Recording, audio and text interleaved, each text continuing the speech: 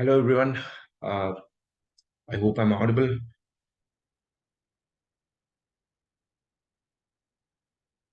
Thank you. Yes. So, good afternoon, everyone. Those who are here, yes, my name is Achuth. Uh, so, this is our second part of the Fortunize Public Administration Team's mains test paper discussion. So, yesterday we have started with the paper one, and Muni sir has discussed about the paper one discussions. Today, I'll be dealing with the paper two. So, the same idea we will be following. We'll be having discussing each questions and what is the crux of the question, as well as what are the key points that we need to put in the question. That will be the order that we'll be following. And I'll give you a brief introduction about how the paper two, the overall idea of the paper two, and then we'll move forward with the each questions. All right. So for the kind attention of all the people who are listening, if you guys got any doubt, please feel free to post in the chat. So I'll be dealing accordingly, the doubts accordingly. As of now, the mics are muted because we don't want that unwanted interruptions in between. So, and you also will be having the opportunity to open up your mics toward the end and you can ask the doubts. Okay. All right. Yes. So I hope you have everyone have seen the paper two. both the papers. Yeah. So while analyzing the this year's paper, what we found out was this year's paper was a moderate to easy side papers.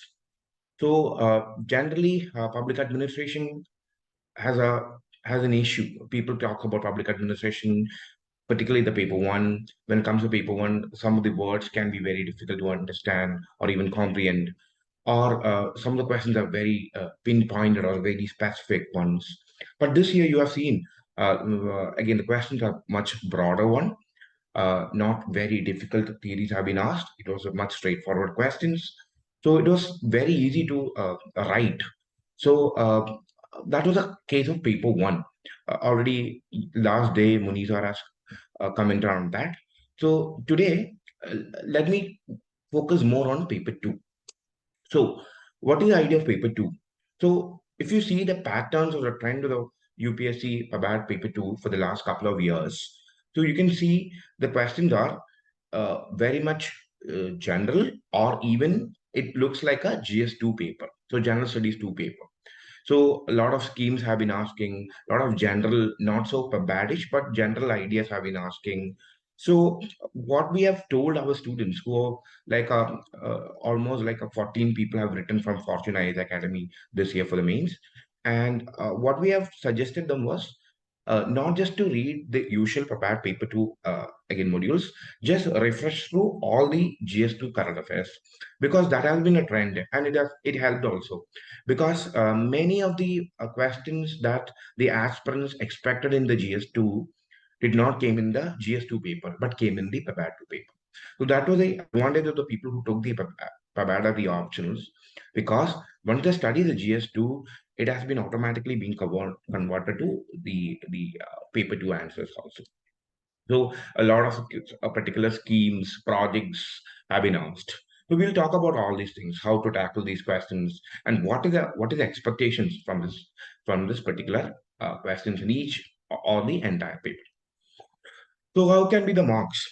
So accordingly, many of the academies or even people predicts about how can be the marking scheme of a paper depending upon the how the paper look like.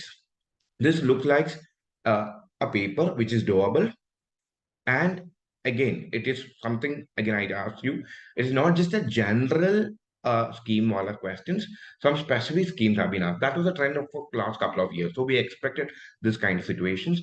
And people used to score pretty good marks. Pretty good marks means 140s, 145, even 150 marks have been scored for paper two last years. So which means it is a good scoring paper. So people who are studying normally uh, again covering all the minimal portions, also covering up all GS2 portions, can score pretty good marks, and that was evident in the last year. So we expect it to happen this time also. So it is a good time for being in a bad option because it is getting marks, and it is the questions are getting very familiar and predictable, particularly in the paper two.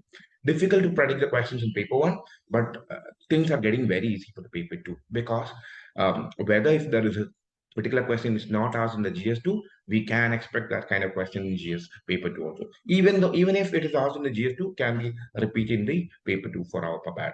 So some kind of such questions can be expected and predicted. So fortunately, in the academy, both Muni sir and myself could predict certain questions this year. Again, we have given up stump snippets. We have called up people, particularly writing the mains, and asked them to focus on certain areas where we have to address or we have to make sure that you don't miss out these portions. So we'll tell you all this in the following discussions. So this was a broad idea. So as I told you earlier, we are going by one questions. So let us start without wasting much time. All right. What was the first question?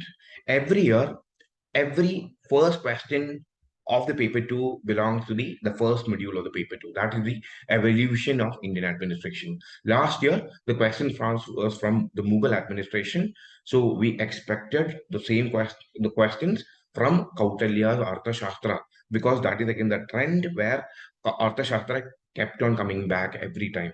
So every other year, Arthashastra keep on coming back. So Arthashastra was getting again important. So they asked a very straightforward, direct question from Arthashastra. The question was straightforward, not which very complex. Kautilya's Arthashastra is a theoretical work on the state and the statecraft. And the question, the key statement or the key word is the comment. So an aspirant should basically look forward to establish it as a theoretical work. So what you need to write as an intro, a plain intro that can be Kautilya's Arthashastra. What can you write about Kautilya's Arthashastra? Basically, you can write an overall idea. This text gives an insights into how a ruler should rule, how again it deals with variety of things. So you can give a overall idea of Kautilya's Arthashastra in a line because it's a 10 marker. Then you come to the point. So whatever I've given over here in the slide is the body part, because intro is a very little bit one that shows about the basic idea of the Kautilya Arthashastra, and conclusion. As we progress, I'll discuss about what we are going to talk about conclusion as well. So number one, I want to talk about is Kautilya Arthashastra. Intro is an overall idea, and what is the key part, key body part. The key body part is whether we are looking again forward a statement, and the statement says that it is a theoretical work of on a state and statement. So we are supporting the statement. We are going to write. We are going to establish it is a theoretical work on state and statecraft. How are we going to write it? Again, we have number of points. We have said that Kautilya's Arthashastra is a comprehensive study of state because it is not just dealing with the state duties, responsibilities of the ruler, administration, law, diplomacy, whatever kind of ideas you know about Arthashastra, you can pinpoint. You can write about the basics of again. If you can bring the key terms from the Arthashastra, for example, it was based on the ideas of the Malchinaya. It can have the Mandala theories. It can have the again the other theories which can bring. So those keywords which was used particularly as a theory can also be brought up in the answer. Theoretical foundation, yes. How and why a ruler should take a decision and why a ruler to take an action. So, Arthashastra deals basically with how state should be run. That is meant by statecraft, and also about how a state should be. So, statecraft, state strategies, importance of espionage, diplomacy, military tactics, again maintaining powers. So, all those things was mentioned in the Arthashastra. You know, it is a volume of books, so that it covers a to Z of a state, about how state should be, decision should be taken, and how it should be run. Economic consideration, yes, it addresses economic matters, taxation, trade policies, resource management. For example, Arthashastra had specific recruitment tests for specific positions. So it emphasized on a strong and stable economy as one of the foundations of the state power. So in the particular again overall theories, you can see that economy or the treasury is considered to be very important. Moral and ethical dimensions. So it is not just talking about ruling in any particular manner. It asks the ruler to be rule justly as well as ensure the welfare of the people. If I can quote something from again Arthashastra, Arthashastra particularly says that the welfare of the ruler lies in the welfare of the people. So if the people are happy, that then it's only the aim or the objective of the king is fully satisfied. So the welfare of the king or the welfare of the citizens is given much more prior importance, and it is the duty of the king. And it also influence on the statecraft. I told you, but it is an overall study of the political science as well as the governance part. So this is the crux. It's a 10 marker. You know that you have a limited space, limited word limit. Again, give some keywords of Arthashastra along with the overall idea and conclude. How can you conclude? Give them the conclusion as it is a comprehensive treatise. So, because Arthashastra consists of every single thing, so the word comprehensive can be used, and you can also say that since it's a common question, you can also say it is not just a theoretical, again, for framework, or it is not just a theoretical insight or a work, it's also a practicality. It contains some practical guidelines, right? So in conclusion, in a word before conclusion, write down that Kautilya's Arthashastra is a comprehensive idea which deals with both, again, theoretical as well as practical guidelines. It offers so many theoretical frameworks, but also to understand the practical insights for a ruler and the administrator. So that is how you tackle the comment, that keyword of the question, because you're writing, it is not just a theoretical one, it is also the practical one. So thereby you can conclude what we are, again, for this particular one. So the keywords, again, how we tackle the comment, right? It are also in a practical sense. It gives us the practical insight to the administrators.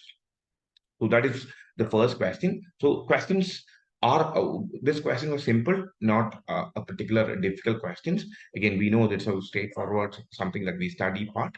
That is the part, question number 1A part. Let us go to the next question. That is the question number B, or 1B. 1B, again, was a general question. For example, you can take this question from the topic of bureaucracy and development question part. So when it comes to the bureaucracy development, again, you can see that this is a very generic question. Question says that critics sometimes argue that bureaucracy is an impediment to the national development. Analyze. So again, it is a very generic statement given as a question. Critics sometimes argue that bureaucracy is an impediment to the national development. So you have to support, it is an analyzed question, so much so that we will tell you both sides. We will analyze it pretty well. So what do you need to write? Bureaucracy is an impediment. So bureaucracy is not an impediment. So we write the merit of the argument. What the merit of the argument is? Yes, bureaucracy is an impediment to the national development. What is on the other side? No, bureaucracy we need bureaucracy to the development of the to the nation's development. So that is a basic structure that you want in this particular question, because the question demand, it is an analyzed question. It is a 10 marker question. I know that, but write minimal points in two parts and make sure that you're writing the two parts. So how are you going to start this question? You can start in a very general sense, or you can bring in thinkers. So this is how you can link the paper one and paper two. So if you have studied the introduction part, you know that when you learn about all the public choice approach, when you even learn about Weber's bureaucracy, people have criticized and people have supported about bureaucracies. When it comes to Weber and bureaucracy, he said that bureaucracy is essential. Uh, Bureaucracy is the one instrument that can deal with the development part or the nation's, again, moving.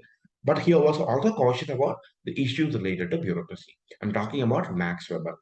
But if you can point out a person or a group of people who criticize the bureaucracy, those are the public choice theorists.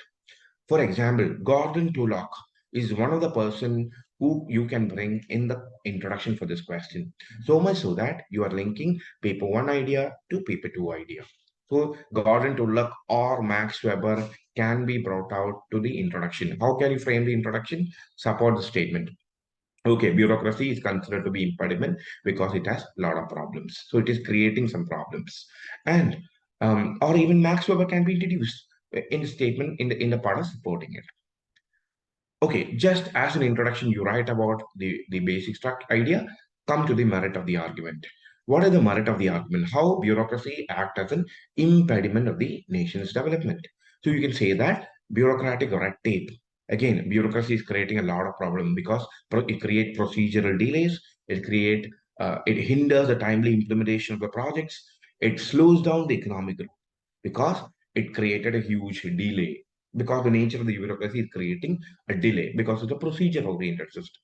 Corruption. We know that corruption is a prominent issue within the bureaucracy, not just in the political sphere. Bureaucrats also can be corrupt.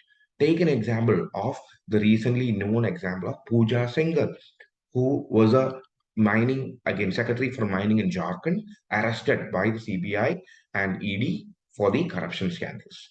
Corruption. So yes, they are causing impediment to the national development. Lack of accountability. The classical issue regarding, again, bureaucracy, because they lack transparency, they lack accountability, as well as Again, they have issues in identifying, rectifying the inefficiencies. So accountability hinder the nation's development. So whenever you point out all these things, link it to, again, this hinder the national development. Inflexibility. Yes, bureaucratic structures are resistant to change.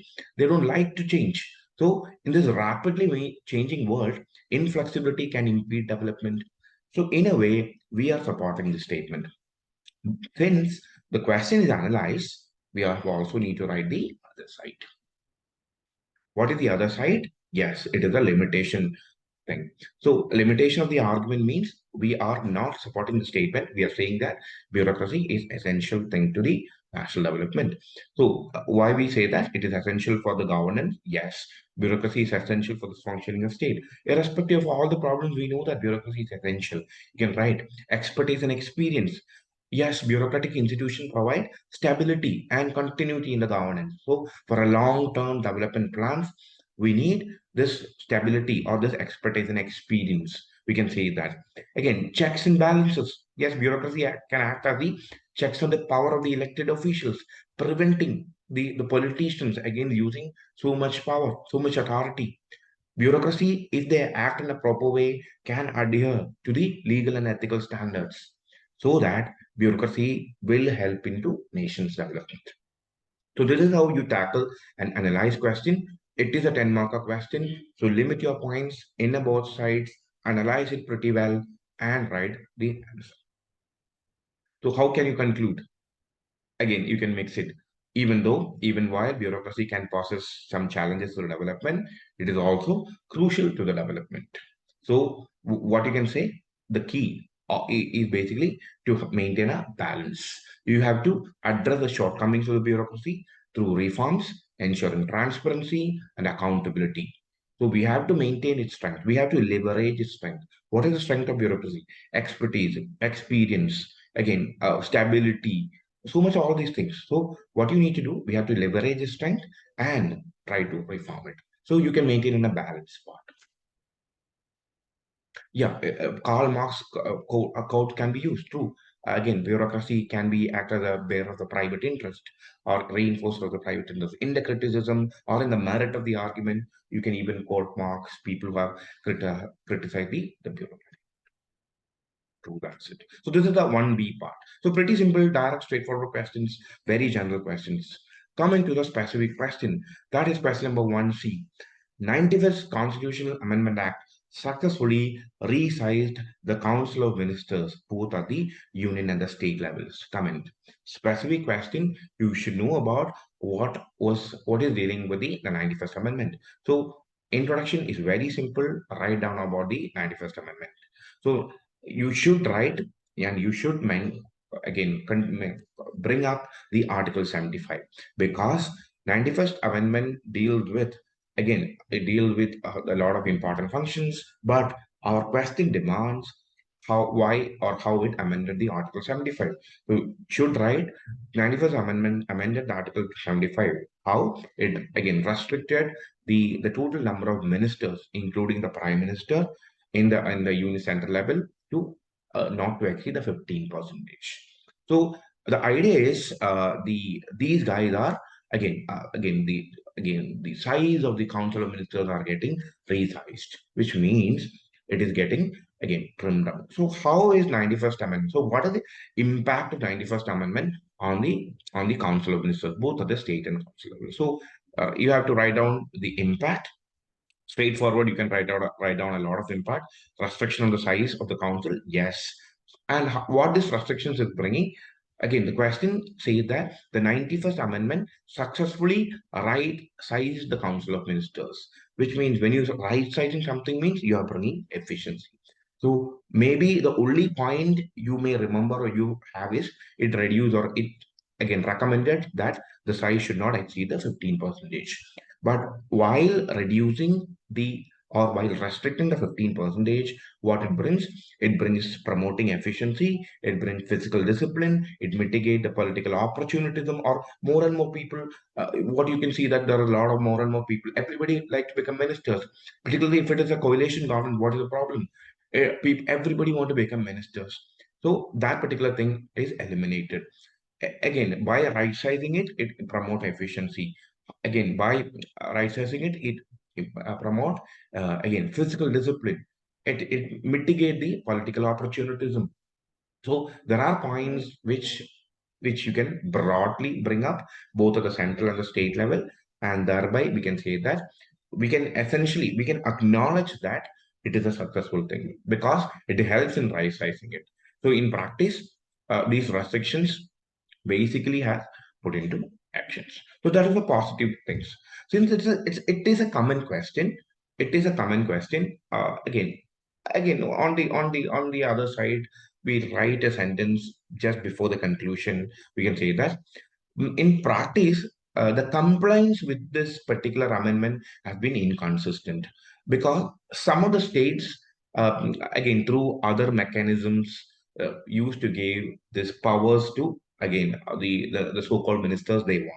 So they use these restrictions in some way that they have byparted this particular amendment in one way, bringing more people into these ministries. So larger ministries than prescribed have been practiced in some of the states through not just through state mechanism but through other mechanisms like creating new post which is not as a minister but again as with such powers, influencing powers as such.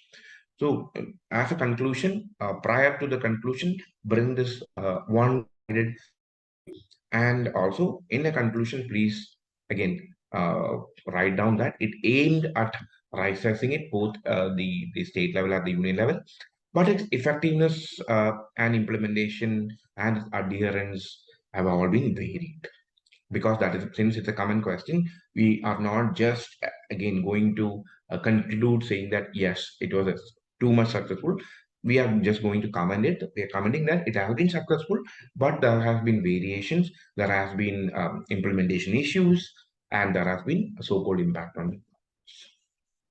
So that was a first one C question. This was the first direct question, I mean precise question.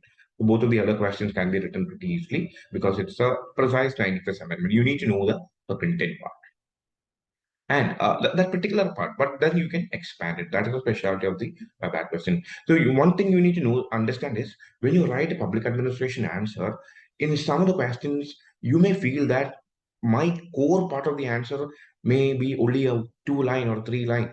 All you need to know is to write in the context, to broaden the answers.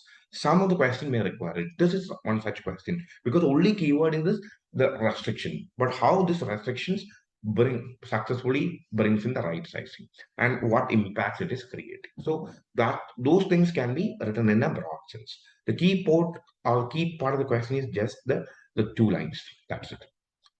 So this is how some question again specific comes, and let's go for the other question. Again, this is much an easier question. um, Again, it is a question to argue. Again, question is it true that Finance Commission has been lending financial strength to the local bodies in India? Argue in favor of your response. So you only need to write one side. Again, just one side in the part and what you can bring. So Finance Commission, you can say that it has been providing financial strength to both the local bodies, panchayat and the municipalities, and how you can provide the rules. So I have given here key points. What are the ideas of finance commission, the local bodies? So you know that finance commission plays a vital part because it recommend the financial grants to the local bodies, it strengthen its financial positions and capacity. So if we can agree to the statement, if we can agree to it is much better that we can agree to the statement because there are more broad points we can agree to the statement. That is the reason why arguing again, if you are arguing, just argue only for one side. UPSC has asked us to only arguing for the one side. So what is the straightforward number one point? Devolution of funds. Again, it is responsible for recommending.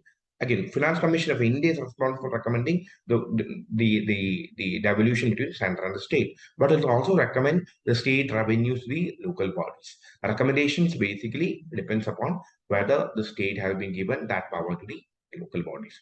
Vertical devolution. So again, state central taxes are devolved to state.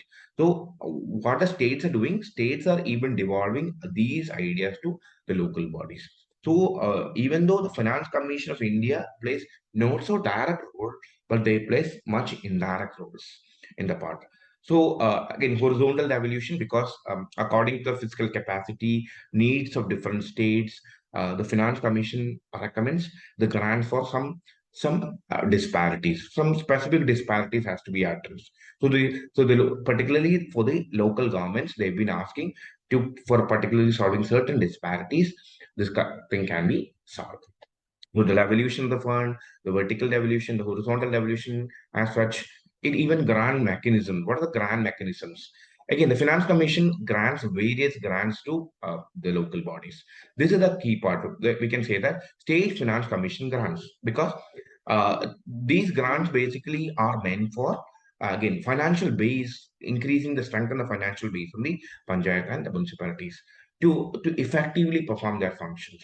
Rural, particularly for the rural local bodies, the panchayat, urban local bodies, the municipalities. So the Finance Commission is giving the rural grants, the urban grants, the performance grants. So if a particular area is performing pretty well, they will get a state is particularly performing well, they will get more and more performance grant basis. So you can say that grants intended for the local bodies, grants intended for the urban bodies are all given at the part. And you should look at the question or read the question carefully. What is the specificity of the question? It is say that is it true that Finance Commission being lending financial strength? What do you mean by financial strength? Financial strength doesn't just mean to transfer of money. It is about managing the finance also. So you should also know that saying that Finance Commission's recommendations and close observations are helping in tackling the fiscal responsibility and accountability. So for the local bodies, again, physical accountability, even physical management, again, practices, again, best methods, these are all even given at the address. So financial strength means not just giving just money, it also gives about against those kind of advices. You should also, so capacity building definitely, besides all these grants, all these ideas, Finance Commission may recommend to build financial planning, budgeting, expenditure management, auditing. They may help monitoring and evaluation. So the Finance Commission again at any level can even influence, can also talk to, also give advices, also ensure that monitoring and evaluation mechanisms, so these can be part of the part. So local developments can be encouraged. So the what I understood, or what when we analyze the question, what we got is financial strength. Please don't stick to money part, grants part. General part also can be created, so that you can basically write in the favor of this particular. So that is a potential idea of this particular question. Finance commissions and the local bodies. Straightforward. Go with the answer. Go with support them. Take it up. That is a part. So this is 1D. And another question, the 10 mark of the compulsory questions were pretty easier part this time. Maybe the only difficult part is the 91st amendment, even though that is pretty easier one, comparatively easier one. So all the 5 markers, I mean, all the 10 markers compulsory questions were pretty easy in the section A part. So let's look at the last question. That is, parliamentary democracy in India envisages elected head as a real executive of the state. Discuss. The question is about prime minister or chief minister. So because since it is a parliamentary democratic system, it is all about real executive, right? About prime minister. What a direct question. Whenever you study, even you study for the prelims, the polity part, this is going to help in writing this answer. So the real executive of the state, it can again at the national union level, you have the prime minister. At the state level, we have the chief minister. So we know that in India, the parliamentary democracy makes sure that the executive authority is vested with the elected head. We know that there is a nominal head, is the president at the union level, at the central level, again at the state level is the governor, but the real executive is the prime minister or the chief minister, accordingly. So both the election, you can say about the election, how what the crux of the question, you need to address how this real executive was given the power, or why it is considered to be the real executive. For why it is the elected head are the real. So election, the people elect the prime minister or the chief minister. People elect the person, and the party chooses the prime minister or the chief minister. It is not an appointed one. That is the main idea. We have an elected prime minister or a chief minister. Responsibility of the legislature to the legislature. Both the chief ministers and the prime ministers are responsible for the respective legislation, be the Lok Sabha or the national level, be the legislative assembly of the state level. They must remain confident they must have the confidence of the legislature. Unless other than that, they may not survive. If they lose the power, lose the majority support, they can be removed from the office, right? So that is why, again, real elected head are the real head. Cabinet system. India follows a cabinet system where prime minister, chief ministers are all part of the council of ministers. So the real executive rests with the council of ministers. We know that, but it is head by the prime minister, the chief minister. Again, execution of policies and administration. The elected head is responsible for the execution of policies and administration. They preside over the formulation and implementation of the policies. They have the authority to dismiss, to appoint, to dismiss, to manage all the government, some of the government department, some of the people appointments. So there are a lot of powers with the elected head. So that is, we are basically giving you the idea part. Commander in chief of the armed forces. We know that the president is basically have the commander in chief power, but in reality, who authorizes it? It's a matter of national security and defense. Everybody together discussed, led by the chief prime minister at the national level. You can say that even though the commander in chief of the armed force police is the real executive, again is the nominal the head, the president, but who in action is taking the things, it is the prime minister. So it is not just not the real thing, but also absorbed. The symbol of the state authority. Yes, elected head is the symbol of the state authority. It represents the nation. It represents the state. Again, it represents the ideas, accountability and transparency. Yes, as I told you, you can club with the point of the legislation. So parliamentary democracy, in a way, envisages the elected head at the real state. So we can also say that, since it's a discussed question, on the other side, you can just also say that true, but they are not unanimous. They are not taking single exclusive decisions. They are binded by, again, a lot of ideas. The Council of Ministers, again, they cannot go overboard. Even though they are just an elected system, they cannot go overboard. You know. So very simple, plain 5 questions from the compulsory part.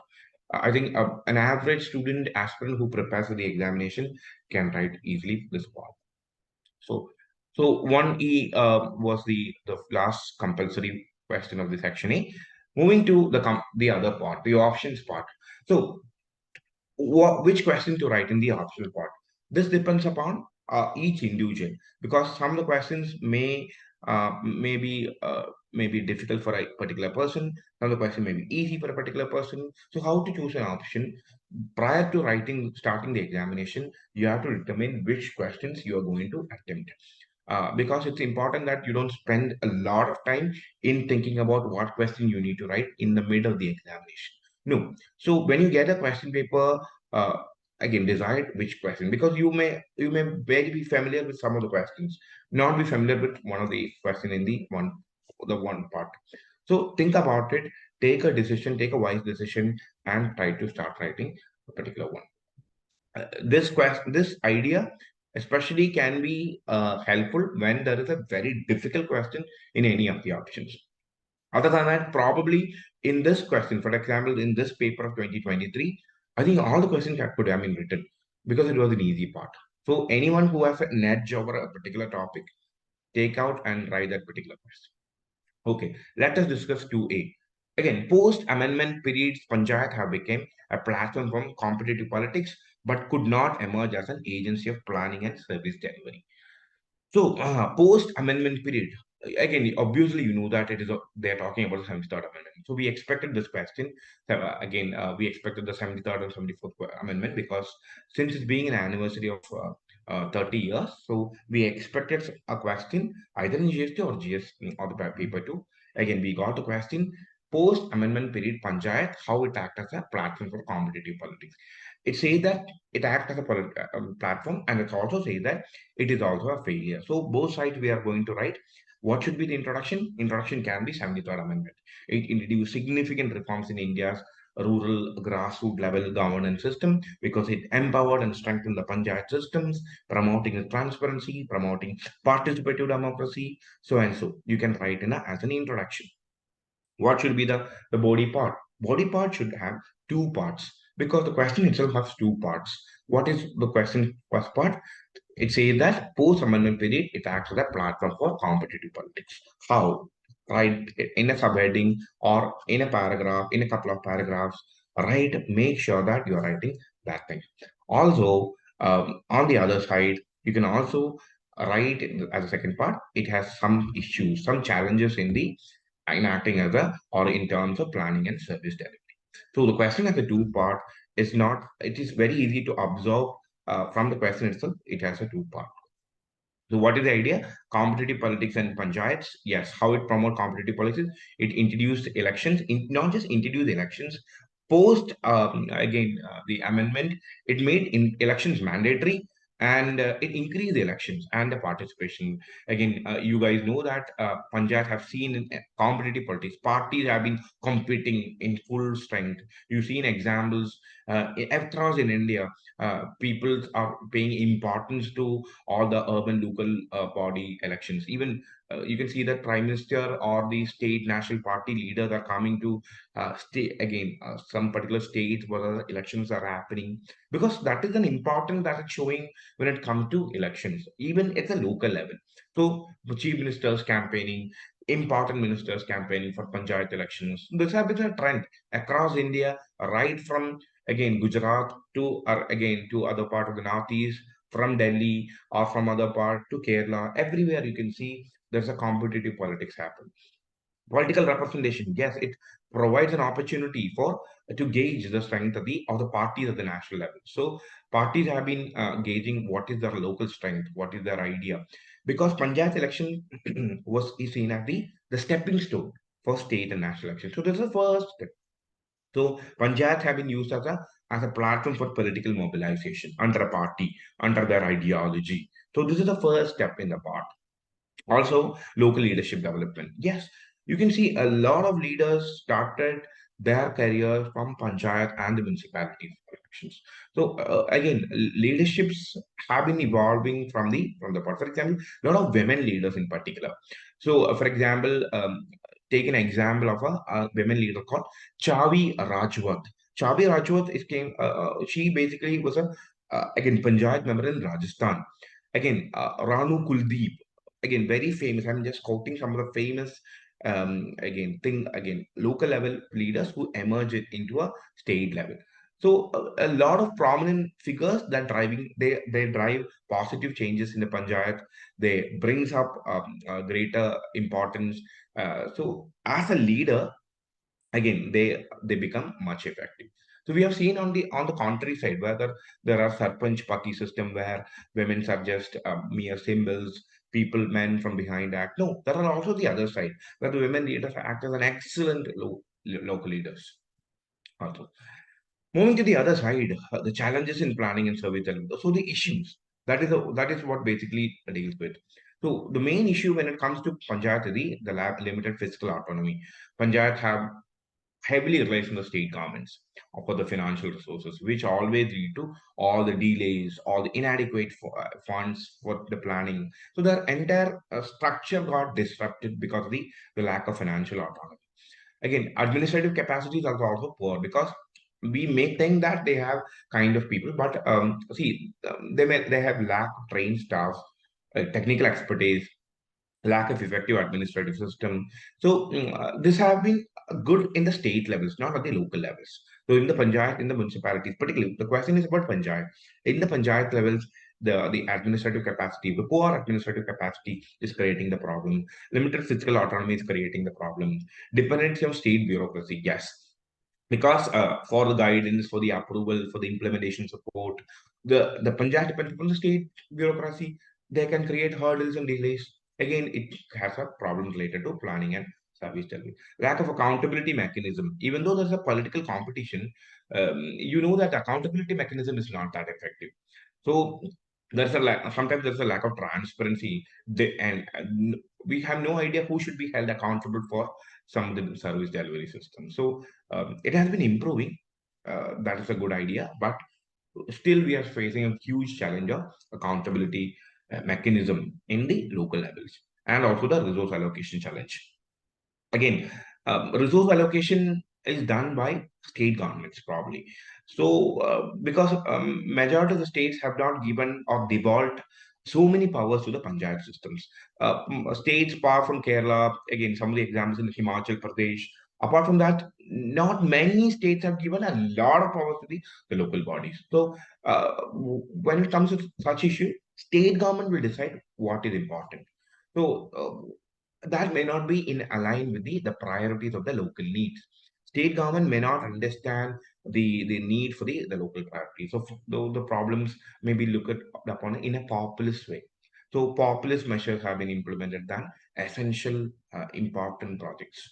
So that is that is a challenge. So due to all these challenges, Panjat, even though after the 74th Amendment, 73rd and 73rd Amendment, what happened? It failed to act as a proper agency for planning and service delivery. Oh, yes, yes. I missed. Yeah. So I sorry, I missed the 2A part. We just yes. So this is the 2B part. So we are explaining the question, and I think you're comfortable with the idea. So this is the post panchayat system. That is the 2B part. And how you can basically conclude? It's easy to conclude saying that again you can even write again an effort to address these challenge as a way forward. Couple of points can be mentioned like physical evolution, capacity building, accountability mechanism, community participation. All these can be brought out. So as a way forward, or to prior to the conclusion, just write on because since it's an examine question. That's it. So that's the 2B. Sorry, we have missed out the 2A. This is the 2A. 2A talks about Prime Minister. Again, a question about Indian Prime Minister. It is more empowered than his British counterpart in the Westminster model of democracy. So the question is about the comparison or why Indian Prime Minister is more empowered than the Westminster British Prime Minister. The question is just to elucidate, or you can write the explain part, similar to explain. So just write down, just support the statement, write it why Indian PM is more empowered than British PM. So essentially, this is the comparison question. How can you say that Indian PM is more empowered? Again, how to start with the intro? Both India and UK, United Kingdom follow the Westminster parliamentary model. It is important to note there is a difference in powers in respective prime ministers. And then you write about the body part. What is the body part? Yes. How Indian PM is more empowered than British PM. Written constitution. India has a written constitution explicitly outline the functions of the part, but when it comes to United Kingdom, it is an unwritten constitution, and unwritten constitution create some lack of clarity. Again, it is already based on the historical documents, conventions, and traditions. So there's a lack of clarity when it comes to when it comes to some of the issues because they rely on the traditions, historical documents, and conventions. In India, there's a clarity in the powers, so which makes it more empowered. Again, federal versus unitary state. India is a federal system. There's a division of power. So there's a broad kind of responsibilities compared to the Indian PM compared to the British Prime Minister. So more empowered means more power as well as responsibilities. In UK, it is a unitary system, which means the PM's authority is concentrated at the unitary level, or the national level. But when it comes to state, PMs visit state, go to it, inaugurate projects being held again is an important matter when it comes to state throughout the country. Stronger executive powers in India. Yes, executives have stronger powers, including the key policy decision, appointment, administrations, important areas like defense, finance. Without so there are situations where the PM has do not need any legislatures approvals. But when it comes to the British Prime Minister need a lot of legislative approvals for powers. Less parliamentary scrutiny compared to the British Prime Minister because India has an oversight mechanism, true, but the level of scrutiny and accountability is much more in British or in United Kingdom. So the reason why is that there is a since there is a less parliamentary accountability, there's a more empowerment. The coalition politics in India. What is when it comes to how coalition politics can empower the PM? See, coalition can enhance the authority as well as it can again create some instability. But when it comes to coalition, it is the prime minister or it is the most important person of the party who basically negotiate all the agreements, compromises with the part. In UK, we have seen majority of the time there's a single party government, which are very common. So which have a cooperation with the legislature to all the policies. Here, the prime minister exert more influence on the other parties as well when it comes to the coalition. When it comes to appointment of ministers, yes, we have the again prime minister in his discretion, in his ideas of the party will appoint and remove the prime minister. Again, he can bring in important people without any parliamentary approval. To United Kingdom, they need again changes to cabinet all require the parliamentary approvals. Uh, what are the emergency powers? The Indian Prime Minister has no emergency powers, but you know that powers lie in the Indian President, who take the actions. It is the Prime Minister, according to the Council of Ministers, as a written document. If you have given to the Parliament, if you're given to the President, and President exercises those powers, true. But Prime Minister, with the help of the Council of Ministers, have the access towards it. I'm just comparing with the prime ministers of India and Britain. When it comes to the United Kingdom, its prime ministers, its emergency powers are very limited and it is subject to, again, very stricter parliamentary oversight. India also have a parliamentary oversight, true, but when it comes to the comparison, when it comes to access to the emergency powers, even though he is not the exclusive one who decides it, it's comparatively more than that of the UK. So that is how the Westminster, even though it's both the Westminster model of bureaucracy, both Indian Prime Minister and British Prime Minister, when compared both India and Prime Minister, is more important. Right? Yes. So this is a 2A part. Again, you can write in a broad sense. This is 20 mark question. Again, you can write in a broad manner. Even you can explain about the Westminster model of bureaucracy because you can create a context of writing the 2B we have already explained. 2B, I think I just mentioned about the efforts also regarding. So if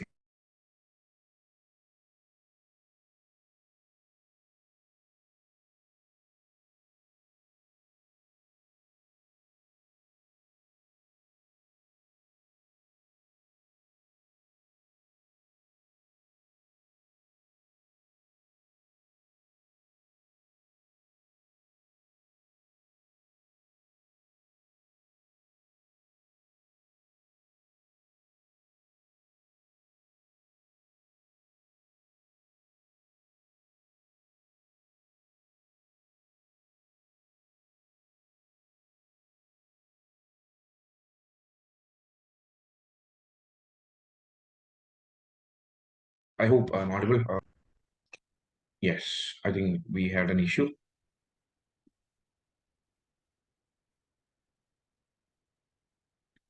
Yeah, are we good to go? Good. So I was talking about the judiciary question. When it comes to the judiciary question, we expect question to be asked to the positive side, importance of the judiciary, or even the criticism of the judiciary, or even a plus point that we have added to, we have given to the people was, those who are writing was, write down the technology, use of technology in the judiciary.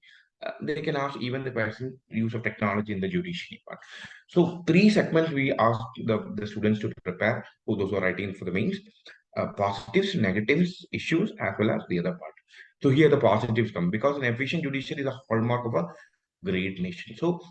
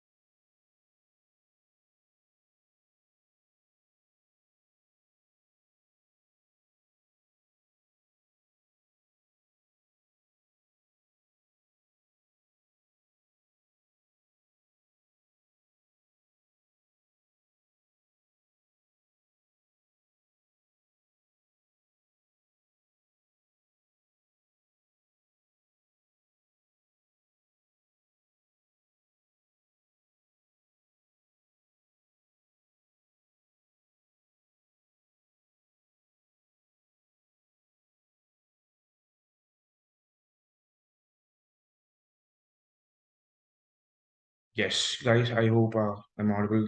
There have been some issue with the internet over here. Yes. All right. Yeah, I think we're good. Got it. Okay, fine. The question, again, as I told you, it is an introduction. The introduction you can say about the goods of the judiciary, because judiciary, what is the role of judiciary? The judiciary basically has a very pivotal role in upholding the rule of law. It basically protect the rights of the people. It basically gives a freedom of the citizens. It ensures the functioning of a good democratic system. So all this can be clubbed as an intro or one into two paragraphs. So accordingly, you can write. The main crux part of the question is to write about the significance of judiciary, uh, or how it acts as the hallmark of the great nation. So what is the significance of judiciary? Upholds the rule of law. Because an efficient judiciary is instrumental to uphold the rule of law. Because rule of law is a fundamental pillar of any civilized society. So when it comes to these laws, we can know that they should be applied impartially, consistently, regardless of any individual status or individual influence. So in a society to create a justice, fairness, to ensure fairness, judiciary is necessary. So a great nation's hallmark is to maintain the rule of law, upholding the rule of law, protection of the rights and citizens or freedoms. Again, individual rights and should be protected. A great nation is where one individual rights and freedoms are protected. So it is essential that we protect individual rights. Individual rights should be protected. So make sure that these are not a violated part. Economic prosperity. How an effective judicial system create economic prosperity? Yes, it provides a stable legal environment where contracts are and protected, property rights are enforced. So when it comes to all those legal matters, all the when the contracts are enforced, property rights are ensured, you can say that there is an economic stability. Economic stability is essential. So we need investment. We need to protect entrepreneurships. So make sure that the economic prosperity, judiciary can make sure that checks and balances. We know that an efficient judiciary ensures checks and balances in the executive and the legislatures. Legal certainty. Yes, there are cases when the individuals and business rely on predictable legal framework. A nation needs a predictable legal framework. For example, if a business or a company wanted to invest in India, they will look whether there's a predictable legal framework, a legal framework that is not changing frequently. It is not getting changed at the whims of the people. No, and an effective judiciary, an efficient judiciary can interpret and apply those laws and consistently, so much so that there's a clarity. Make the nation great. Social justice. Yes, efficient judiciary play a vital role in promoting the social justice.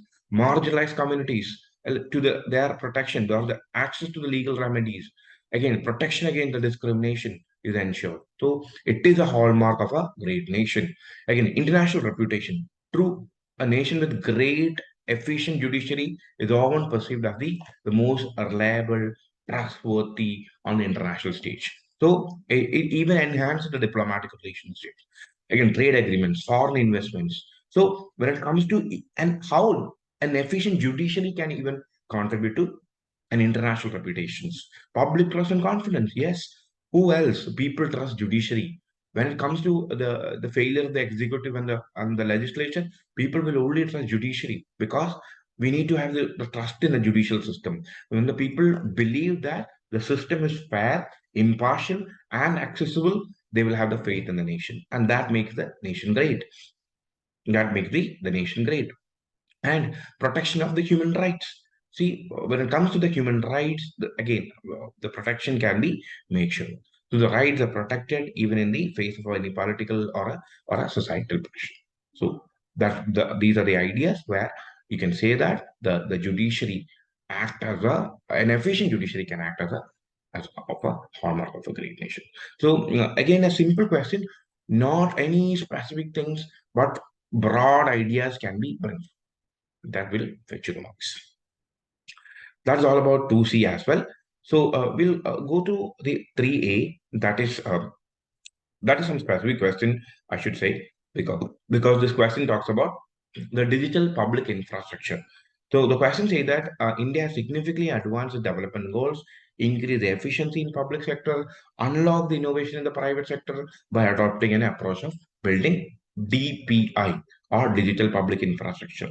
So you need to know what is DPI. So if you have no idea about DPI, you're going to miss out this question. So when it comes to selecting the question, I think most probably people have selected two, because two is a general question. Number two is a general one. Three, if you have no idea of DPI, people may not select the question because DPI needs some sort of idea about it. So what is the DPI? DPI refers to the foundational digital infrastructure and platforms that facilitate and enables the various digital services, both in a public and a private services. For example, essential services.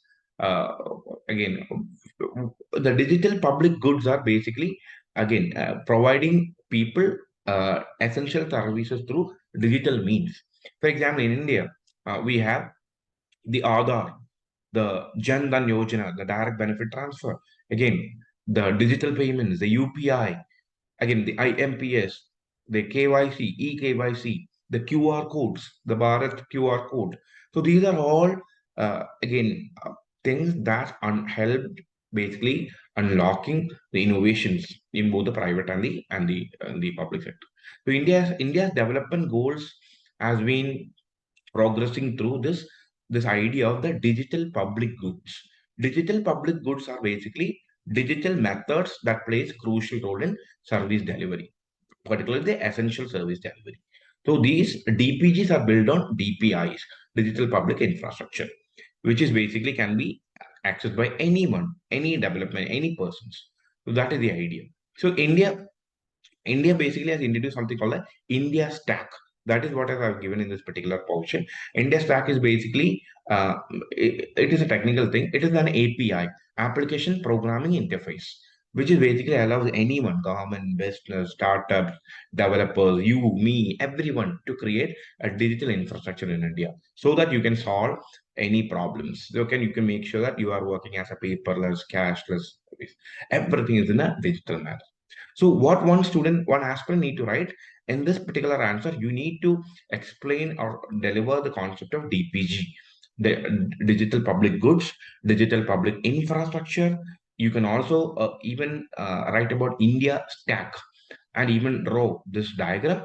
And also you need to write certain examples how you need to explain, because since it's a 20 marker question, you need to explain Aadhaar, how Aadhaar Act has enabled, uh, help the government in progressing or help in developmental process.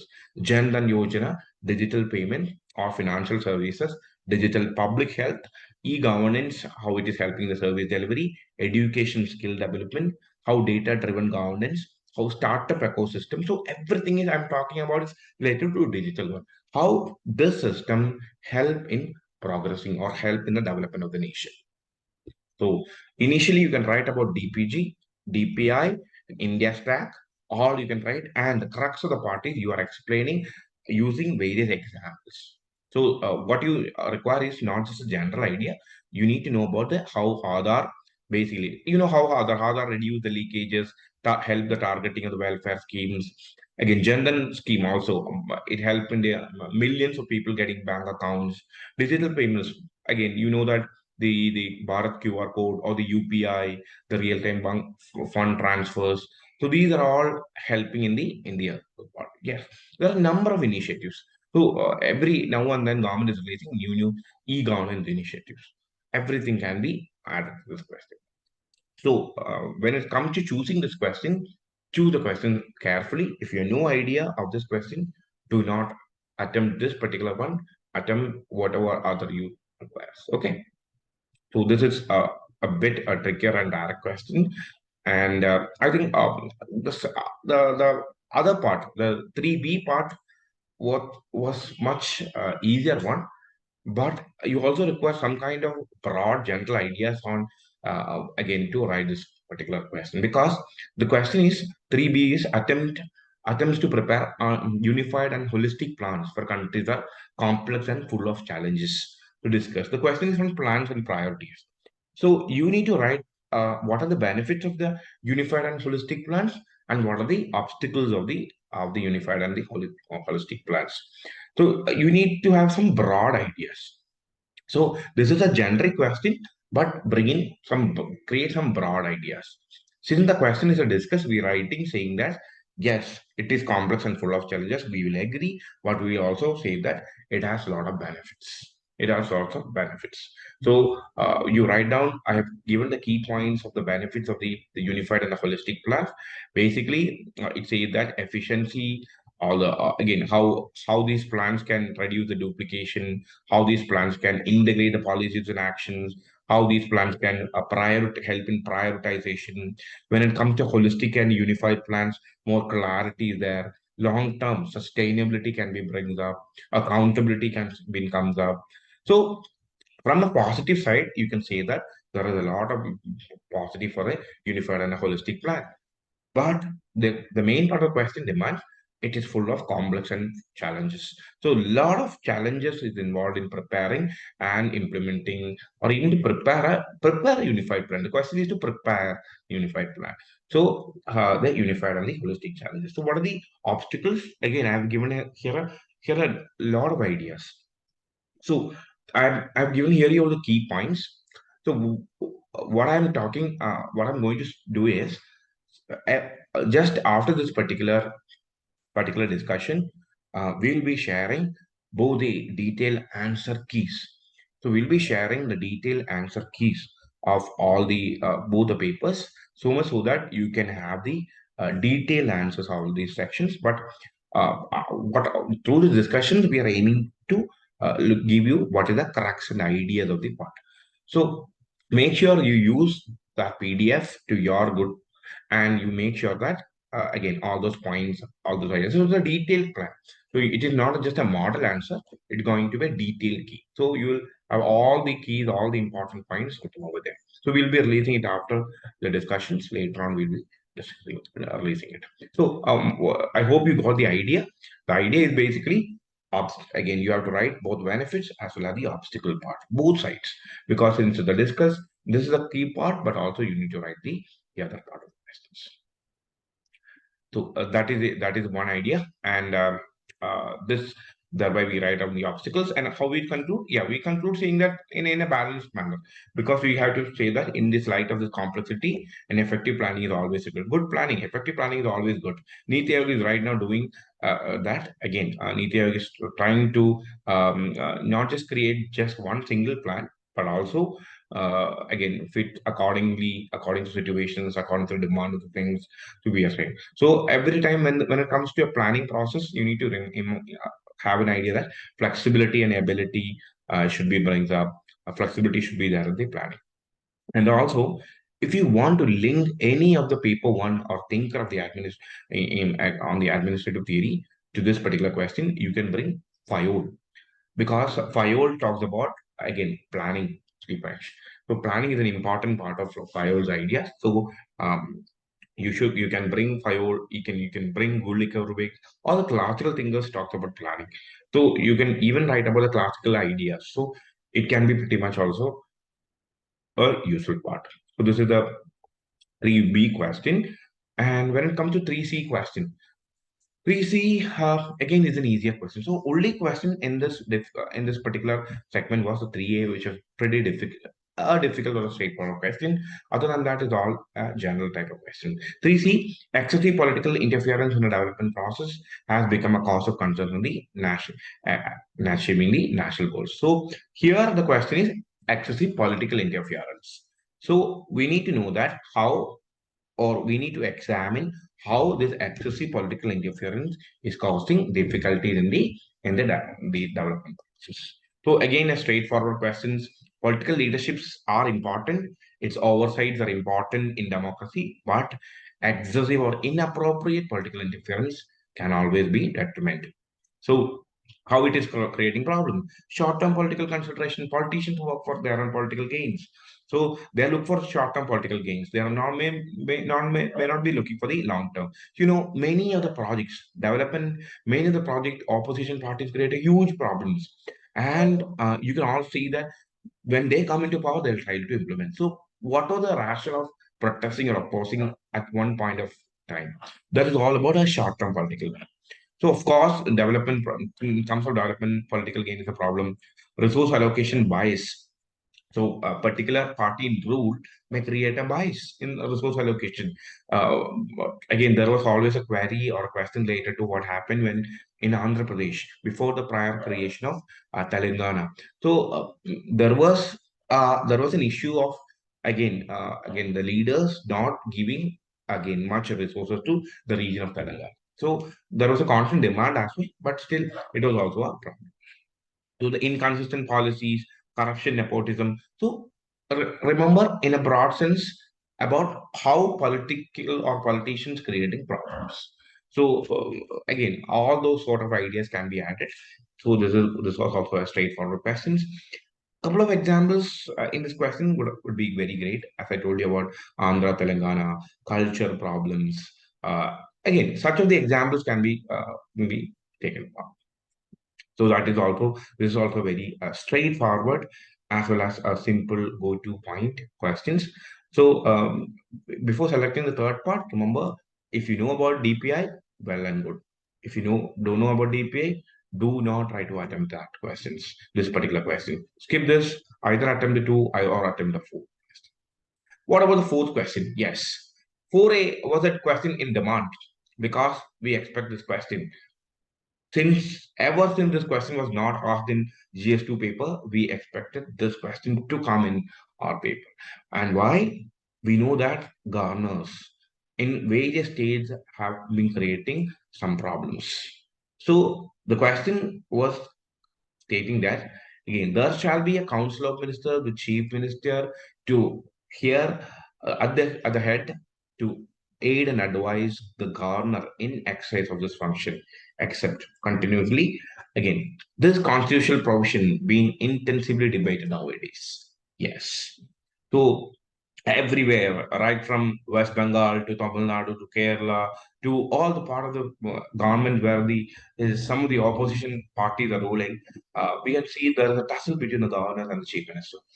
So Article 163 was in hot in news, expected to be a question for GS2, never came. Expected to be in paper two, it came.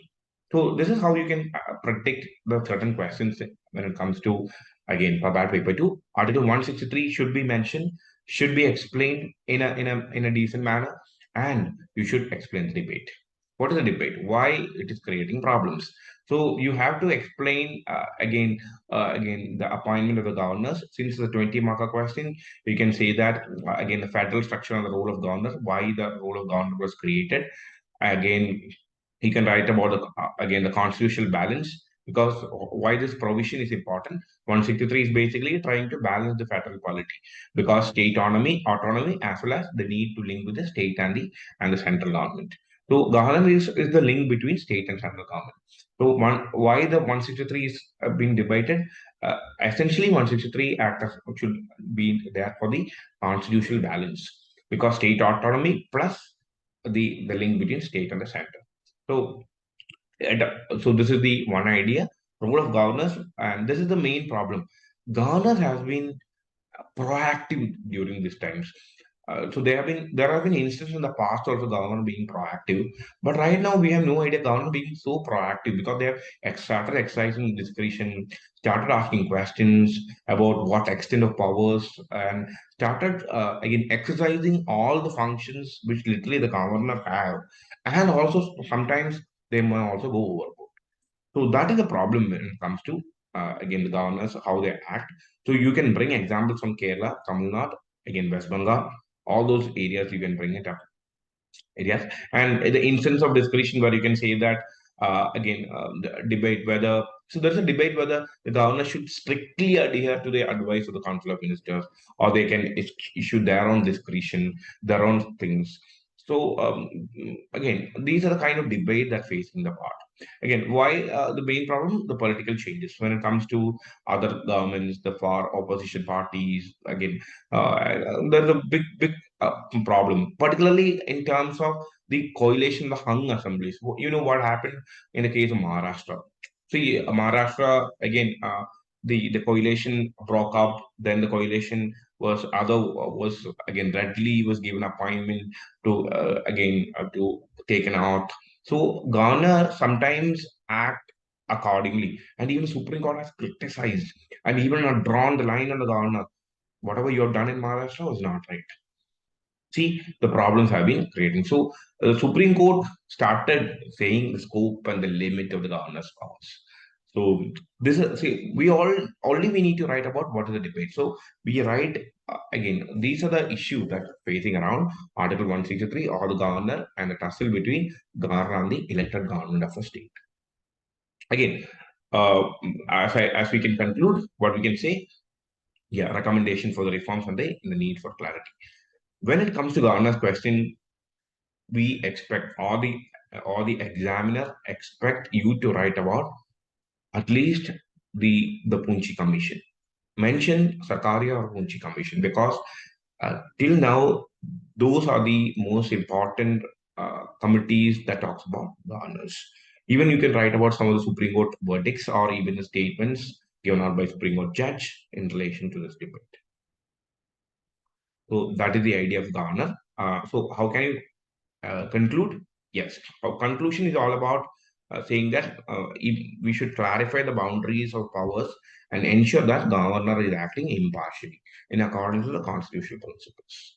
Because it is essential to uphold the democratic and the federal structures. So we have to ensure that governors are acting impartially according to the constitutional obligations. So this is to be maintained. So this should be the ideal way that you can conclude the debate. That is 4A. 4B, again, it's a direct question. There's a need to redefine and realign the function of the Deputy Commissioner or District Collector. So, this is a statement taken from the second ARC. Second ARC has given the statement there's a need to redefine and realign this function. So, either in the introduction or in the conclusion, the examiner would recommend or will expect you to mention second ARC report. Not just a report, at least the name of second ARC saying that second ARC has given out in its 15th report about the district collectors and it says that the one important word second ARC said about the district collector is that it is overburdened. So in if you are writing in the introduction, you can start with the statements according to second ARC again as there is a need to realign and redefine because again the position or the role of the district collector is overburdened. So there is a need to redefine it, and how to redefine it? Yes. What are the needs to their role? So there are a lot of factors which help into need to redefine. So we can say that there's an evolving again governance landscape in India because governors now have to be more responsive and adaptive because it's a fast moving world. Governors should not be moving in a snail pace. Should not be moving in a static manner, status quo. They should not be maintain the status quo. They should adopt and again adapt and moving in a responsive manner. Decentralization. One of the important factor that affected the governor's power was decentralization. Ever since the 73rd and 74th Amendment, again, a collector and the local bodies have been sharing the powers. But again, you know that collector's role is not yet redefined to accommodate the power. Collector's role has been traditionally going on, and there have been clear instances where collectors and the local bodies are basically having clashes because collector or the district collectors or the bureaucracy has the entire problem of this ivory tower mentality because they never consider the people lower or in the lower level as efficient as them. They will always consider themselves more efficient than the others. So you have to redefine and realign the idea, the function, so much so that the local self bodies will work more independently. Administrative efficiency, yes. Complexity of the issues, citizen-centric governance, all are this is an era of citizen-centric governance. So at that point of time, you need to make sure that collector's role has been redefined. Skill diversion, coordination and integration, disaster management. Again, disaster management. One of the key parts district administrators is facing is the again right now is the disaster management.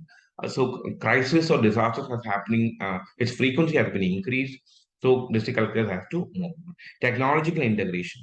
So all due to all these things, collectors role have to be redefined earlier. So that is the demand of the question. Question is just to elaborate. You can say that there is also a need. Again, since it's a 50 marker question, or even if it is 20 marker question, what you need to write? You can even suggest certain reforms, certain way ahead, how you can, how collector's office can be. So this is how you conclude it. So how you can, again, this is the crux part of the body part. How you conclude it? Yes, a more dynamic, a citizen-centric approach with like a different skill sets with coordination should be the new role of the collector. Collector's role at the end is always coordination. So coordination has to be maintained, but there should be more dynamic, more citizen-centric, as well as with a person with a diverse skill set. Because this is an era of more disasters coming up, era of more crisis coming up. So collectors should be enabled or able to be tackle all these issues. So that is how you can conclude. Again, it's straightforward. If you study district administration, this is one of the key part. We expect a straightforward question. UPSC asks a straightforward question, and so this is 4A and 4B is pretty much easier part. When it comes to 4C, very specific question. Project Bharat Mala that was launched in back in 2017. Examine means you need to write not just the features but also an evaluation. Just write down what are the significance and criticisms. So if you have no idea about Bharatmala, just you know that we are creating some roads, you can write, but in a broad sense. But you probably need to know about the criticism as well. This can be attempted. True, this can be attempted if you know that Bharatmala is a program, is a project to enhance the road connectivity and infrastructure in India. So they focus on construction and upgradation of the highways and roads. What is the significance of road? General idea. Bring in the general idea, though economic growth, regional connectivity, job creation, again, security and trade, more logistic efficiency, all you can say. But you also need to write about the criticism. Since it's an exam question, you have to examine it, significance and issues, and its conclusions. So, criticism when it comes to it is a environmental impact, displacement of communities, the viabilities, the debt increasing the debt burdens, maintenance challenge. There are a lot of issues when it comes to a road, right? So all the projects have been also such problems. So this is an examine question. It's a straightforward question. I'm not telling that this is not just like the DPI question. DPI requires much more nuanced ideas. Bharatmala, if you know one line, you can write the questions. That is the idea. So this is all about section A, where you have again four questions divided into different sub questions, and this was a much easier, not so complex section A, so that you probably, again, in the perspective, there can be a lot of people who skip the third question because of the DPI, digital public infrastructure, or probably people have either written down 2+4 or 2 or 4. It depends. But the section B, starts with a brilliant question, we should say. Section B starts with the compulsory fifth part A question. It talks about a very recent as well as very current demand question. This is all about the district training component of the induction training of the IAS officers. So the question says that the district training component of the induction training requires to be revisited. So revisited എന്നാണ് ചോദിച്ചിരിക്കുന്നത്. I mean, that is the idea they basically asked. So what is the district training component? So why in the induction training, a district training need to be a revisit? So when it comes, even though it's a 10 marker, it's a simple question. So we make sure that we'll write it in a two part, since it's an examined question. So the crux of the question you can write saying that what's the need of revisit and how to revisit. So you can divide into 2 points. I've given here a lot of points. You can trim down to your own points and you can write it in a minimal way. But both sides need to be addressed. What are the both sides? What is the need to be revisited and how to revisit it? So the need to revisit, you can say that again, district training component, induction training. You guys know that induction training is a basic training where we after the foundational training, next to the induction training, where it consists of the district training component, the Bharat Darshan project, the classes in the Labasana. It is all the part of the induction training. So if you can give the induction training a bit idea, that would be great. And you can write about the need for it. So the changing landscape, governance landscape require you to having a changing system. So district training essentially needs a change. So why it needs a change? Because there is an evolving thinking. Because there is new challenges, including new technology, urbanization, environmental sustainability. So the officers today need more broader skills, broader knowledge base. So you need to revisit it. Changing expectations. Yes, public expectations have been changing because citizens are demanding more transparency, accountability, and responsiveness from the government officials. So the training component should reflect this. Unless they train in such a manner, they won't be implementing all these things. So training, when it comes to the district training, a trainee or an IAS officer in training should be given an act, a proper training system where you involve all these things, because today is the changing world. Complex developmental issues. So today we have a lot of developmental issues. You know that at the same time, poverty elevation has to be taken care of. At the same time, on the other side, we have to taken care of fast-paced infrastructure, again, rapid development. So poverty, healthcare, education on one side, conservation on the other side, again, development on the other side.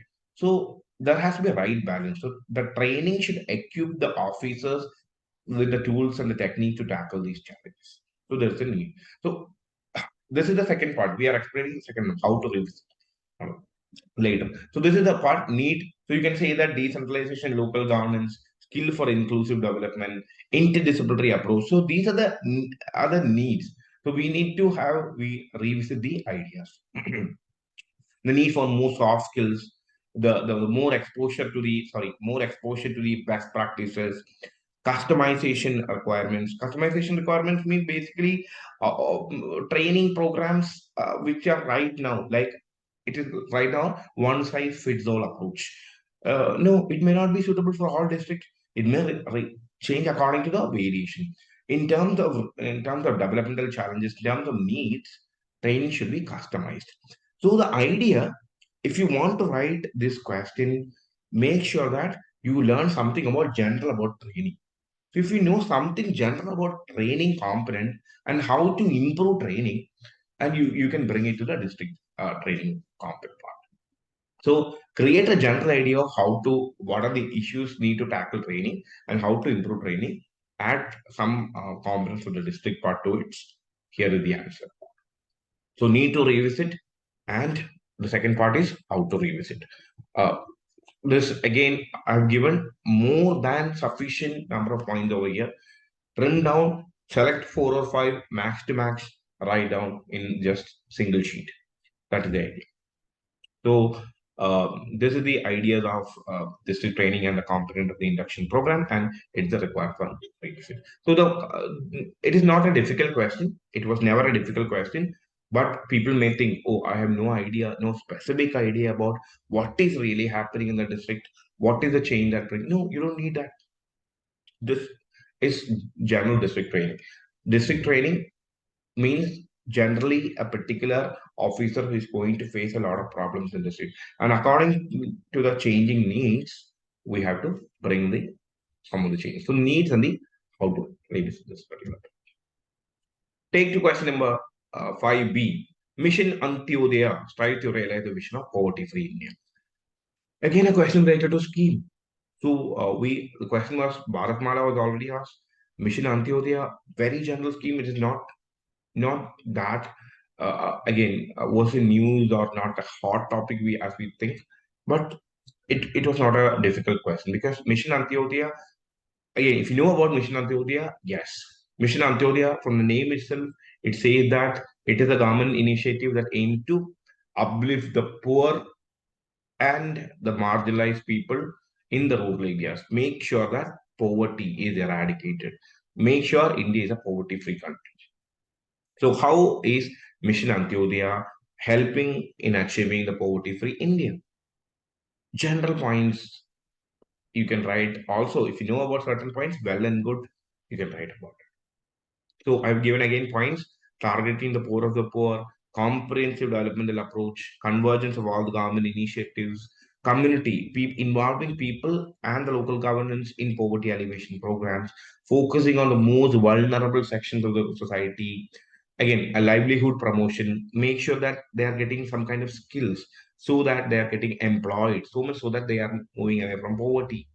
Infrastructural development, overall infrastructure development. It's not just about the physical infrastructure, human health infrastructure developments, monitoring and evaluation, close monitoring and evaluation of all the projects can help in again making it much focused, data-driven decision-making systems. Women should be empowered, inclusive and empowerment for all the communities. So when it comes to a particular a broad government, this is a broad government scheme. Idea is to make India free. So Mission Atyodaya has every single component as we discussed. Just not just targeting the people, but it involved the livelihood promotion, it involved empowering the women, it says about data-driven decision making. So it's a broad idea. So don't restrict your mind towards certain small things. No, you should not do that. Other than that, if you can write in a broad sense, this is going to fetch you marks. So that is all about Mission Antyodaya and how it realized the vision of the poverty-free India. And uh, moving to the next questions. Question 5C. Dynamics of coalition vary with the nature of leadership, political parties, and contemporary political conditions. The question itself has the answers. That is the beauty of this question. The question says about coalition politics. So political parties and coalition politics. So the question demand or the question was uh, again itself it gives a statement just asks you to analyze it. The dynamics of coalition depends upon nature of leadership, political parties, and the contemporary political conditions. So you itself can write in the three part. How can you again how can nature of leadership varies? If there's a strong and centralized leadership, there's a strong and centralized leadership, maybe the coalition may be better because if there is a leader who can control everything, good, well and good. If it is a weak leadership, coalition may create problems. There will be definitely problems within the coalition.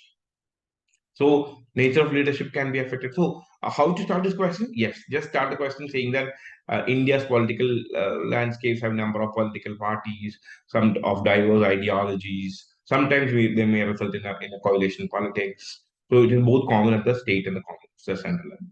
So write in basic ideas about the number of parties, the coalition politics, and focus should be on the factors that basically affect the coalition dynamics.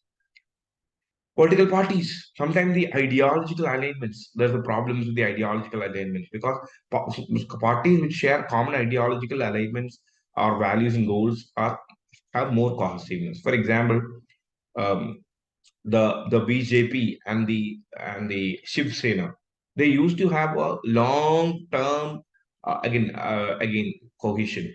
Recently, they have split off, but still, when Shiv Sena and BJP split into two again different part or they move into different part, people were surprised. The political scientists or thinkers were surprised because they had shared same ideology, same goals, same values. So always they had a good cohesion.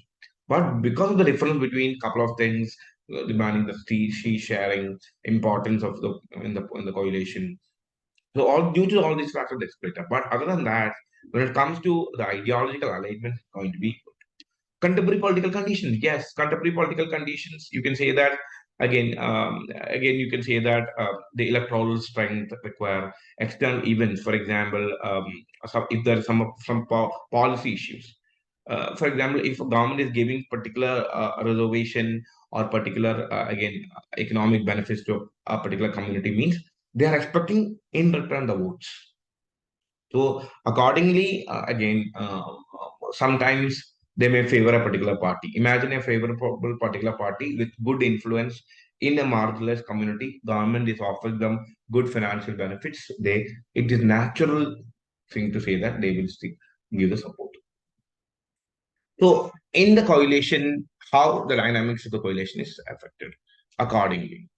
So all these things can be analyzed, and prior to the conclusion, since an analyzed question, we can also say that see all these factors are important, but understanding these factors is very important because not just these factors, there are all other some of the external factors that may play again creating the problems. So it is important to not just confine to this leadership, political parties, political conditions. You can also adhere to other standards, other conditions, external things. A lot of external conditions maybe a crisis, maybe death of a particular leader, maybe an influence, lesser influence, maybe the party itself is weakening up. They have different conditions in which the coalition can be affected. So then you can conclude the particular. So this is the idea of the 5C, and again 5B, again another compulsory question. Computerization of treasuries have revolutionized the accounting and budgeting planning process. So you may think this is a very specific question, but again, like the question of district administration, district training component, I told you, this can also be written in a broad sense. Create broad ideas, bring in the treasuries and the idea. So what is the idea? What do you mean by computerization of treasuries? So what is treasury doing? Treasury basically acts as basically one of the important accounting and the budgeting, financial administration part, right? So how IT is influencing or computerization as a revolution, the accounting and the budgetary planning process. That is the main how transformation. So write down the transformation, how it transform the treasury, so the financial administration part. So as an introduction, you may write about the accounting planning process is an important continuous monitoring process. The focus should not be on computerization of treasuries. The key part you can start addressing is accounting and budget planning processes. Okay, you can write about that. Then you can say that again how computerization is transforming again the financial, the accounting, and the budget planning process. So you know how computerization or how introduction of IT is changing. Yes, that is a general. So see, I converted a specific question into a general question, but so much so that you answered the question pretty well. So sometimes you may feel that a particular question, oh, I have no particular idea how a treasury computerization can influence it. No, remember, just have an idea that bringing treasury means, in a whole sense, it is all about the financial things, all the financial processes or financial administrative part. So, how again computerization helps bringing efficiency and speed means. Again, generally, you can say processes, payment can be made better, payrolls can be managed in a better part, quicker decision making, responsibilities can be maintained. So you can even tell about India's examples. India's integrated financial management system, IFMS. India has transformed the financial transaction, making a process very smooth, reduce the paperwork. So this is the idea. So make sure that if even if you think that you don't know the question, just think in for one or two times, you can surely write this answer. So how computerization brings transformation? Easier one. Efficiency, speed, accuracy, precision, data integrity. What do you mean by data integrity means? Maybe data integrity is something. So security. So there's a robust security measures, data backup procedures. So it can safeguard the financial data from losses, tampering, or unauthorized access. So make sure that these things can be. So data integrity can be maintained. Transparency, monitoring a budget, processor focused and forecasting and planning processes, auditing and accounting, paperworking, reporting. So this is how computerization can help in financial administration, particularly in the accounting and the budget planning process. All right. So this is the 5D thing. Again, you can write about significance or the importance or the of this particular changing system. So you can say that an essential financial management system is essential for organization success. So computerization is a way ahead process. So that is how you can conclude it. 5E, the last question of the compulsory part. Do you agree the code of ethics and code of conduct for ministers would help in upholding higher standards of the constitutional and ethical conduct? Explain. So again, people may think this is going to be a very specific question, but uh, this is going to be a very specific, but you can also write in a general manner. I mean, general manner means you can convert the so-called may finding specific question to general question. So nobody asks you to write about the features or conduct of the code of ethics or code of conduct, but have a broad idea, think about it, what can be. So all a particular person need to know about writing this but answer is just know what is a code of ethics. Code of ethics is it is usually a set of guidelines or values, right? Code of conduct is a specific guidelines to respond to specific situation. So conduct is a specific guidelines to act in a certain situation. A code of ethics is a broad general guidelines or values. So in India, ministers are expected to adhere to both code of ethics and code of conduct. So to which basically govern their standards or their behaviors. So why we need to maintain this code of conduct or code of ethics? Basically, it is a part of the government reforms to ensure transparency, accountability among the ministers. So what is the purpose about it? The question demands: do you agree code of ethics and code of conduct would help in upholding high standards of constitutional ethical conduct? We will explain from the one side who will say yes, which means how code of conduct and code of ethics together or in a separate, creating or helping in all upholding the highest standard. So, what is the purpose of the code of ethics and code of conduct? Yes, it clarify the expectations or what is the expected behavior and the ethical standards the minister is required to adhere. Clarity. It brings the clarity of expectation, helps in understanding the responsibilities and the boundaries of the acceptable behavior. Accountability, yes, this code help people accountable for their actions. Clear standards is set in place. Prevention of conflict of interest. Yes, conflict of interest can be prevented because disclose their potential conflicts, take appropriate actions to avoid them.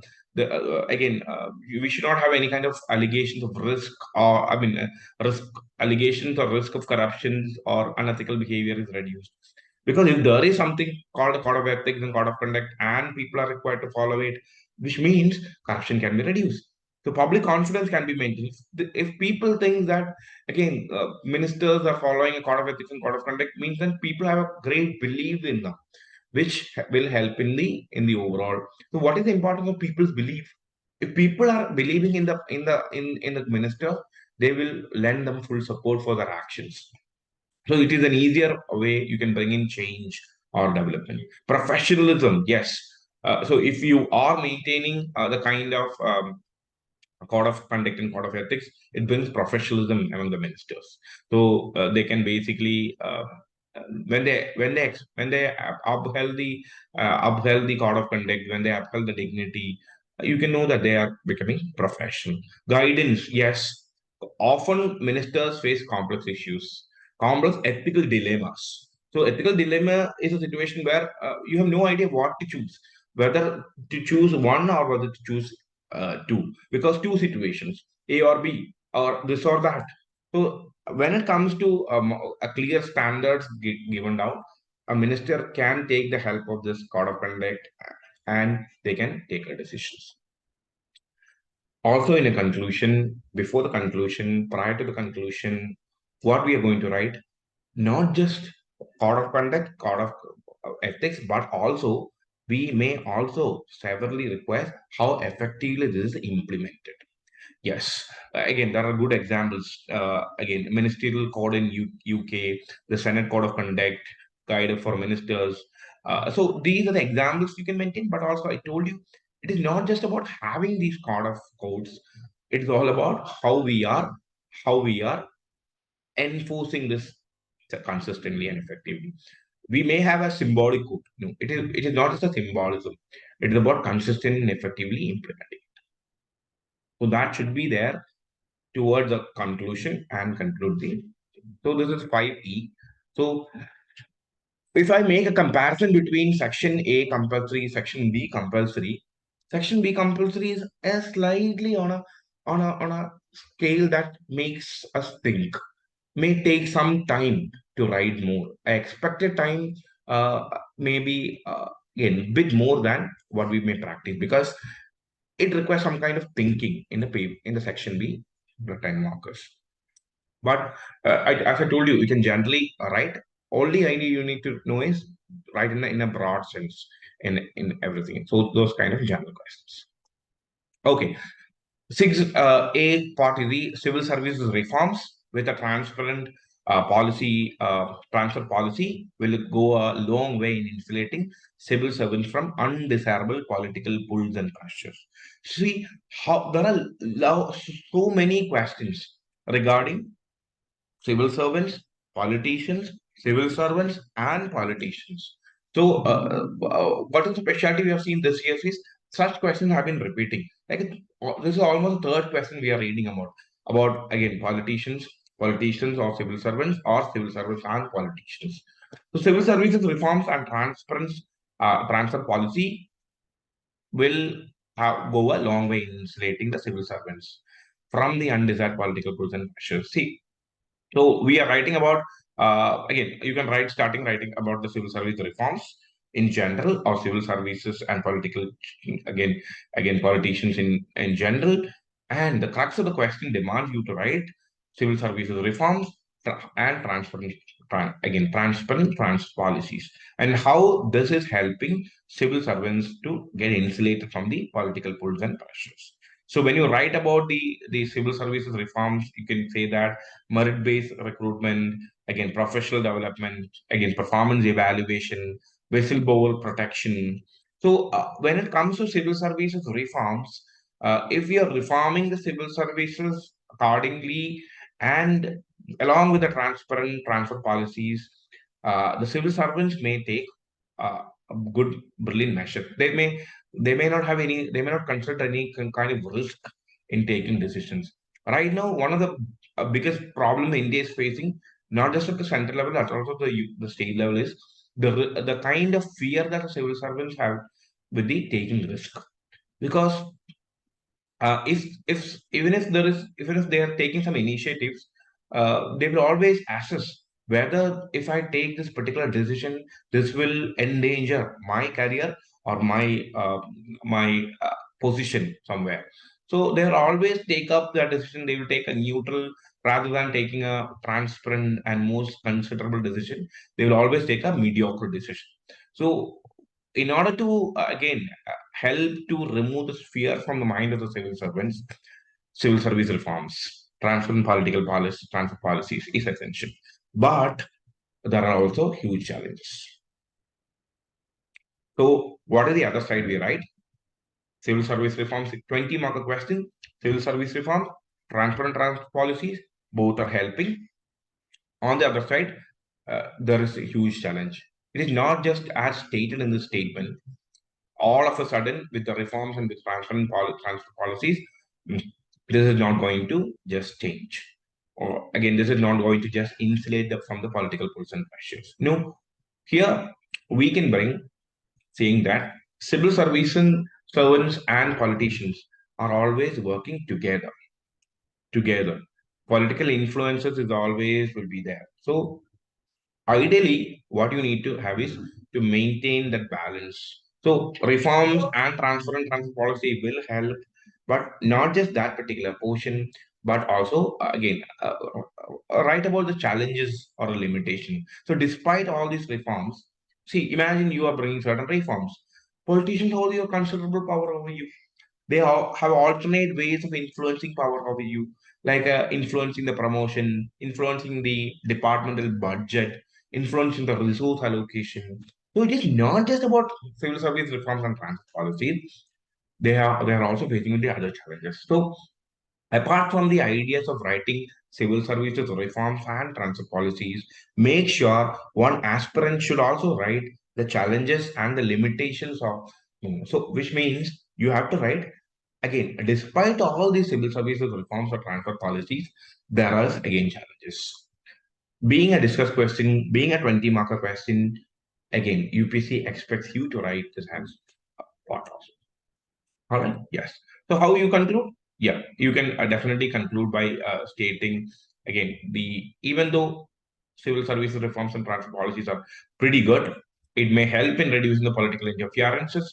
Effectiveness of this measure depends upon design, implementation, enforcement, and in a broader political administrative context. There should be a balance between again this the professional apolitical civil servant and the reality of the political governance. So what is I'm telling, there is a reality, you are working in the political environment. This is a complex challenge, so you have to balance that. Reform may help you, transfer policy may help you, but there are certain challenges, so maintain the balance a political system and understand the reality of working in a political. So this is how we are talking in a very practical sense.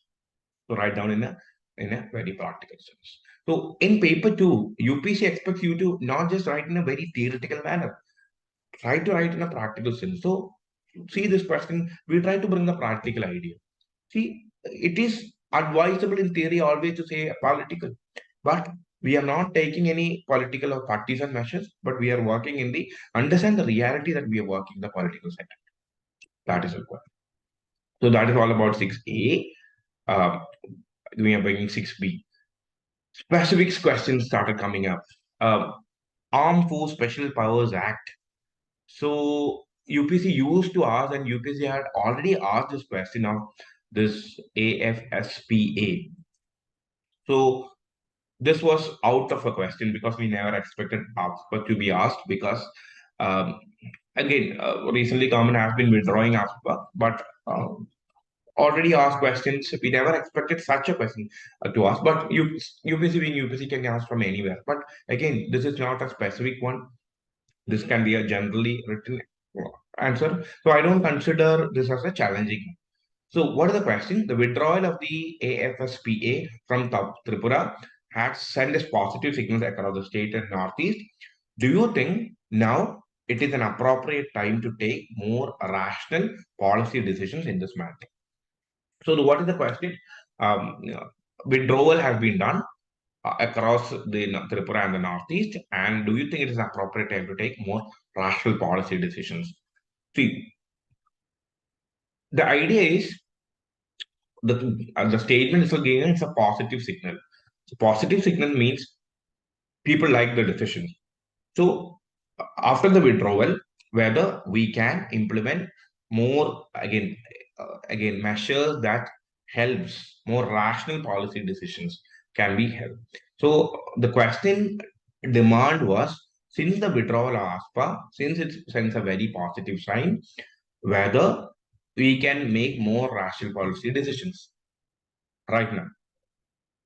So what can we write? Introduction can be, of course, the about Armed Force Special Powers Act. What is the act? Basically, it is an act, as a parliamentary act, the act that grants special powers to in the armed forces. So the paramilitary forces can classify the state, and paramilitary forces can classify the areas as a disturbed areas.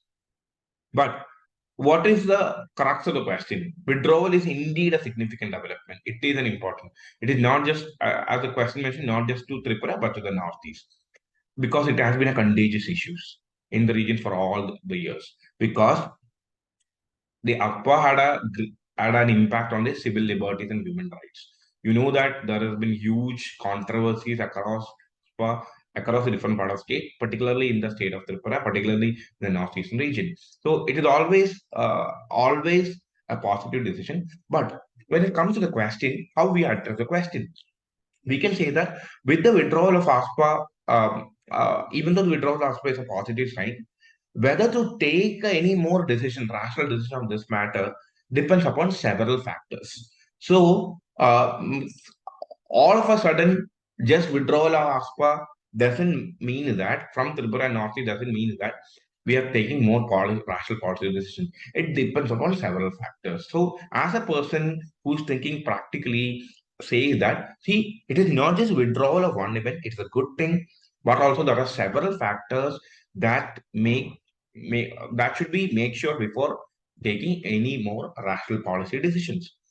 That is one thing in security situation. So condition they're asking is about Northeast and in the Tripura. See, there are, you know, that there are a lot of problems happening in. So take an example of Manipur, take an example of, again, other areas.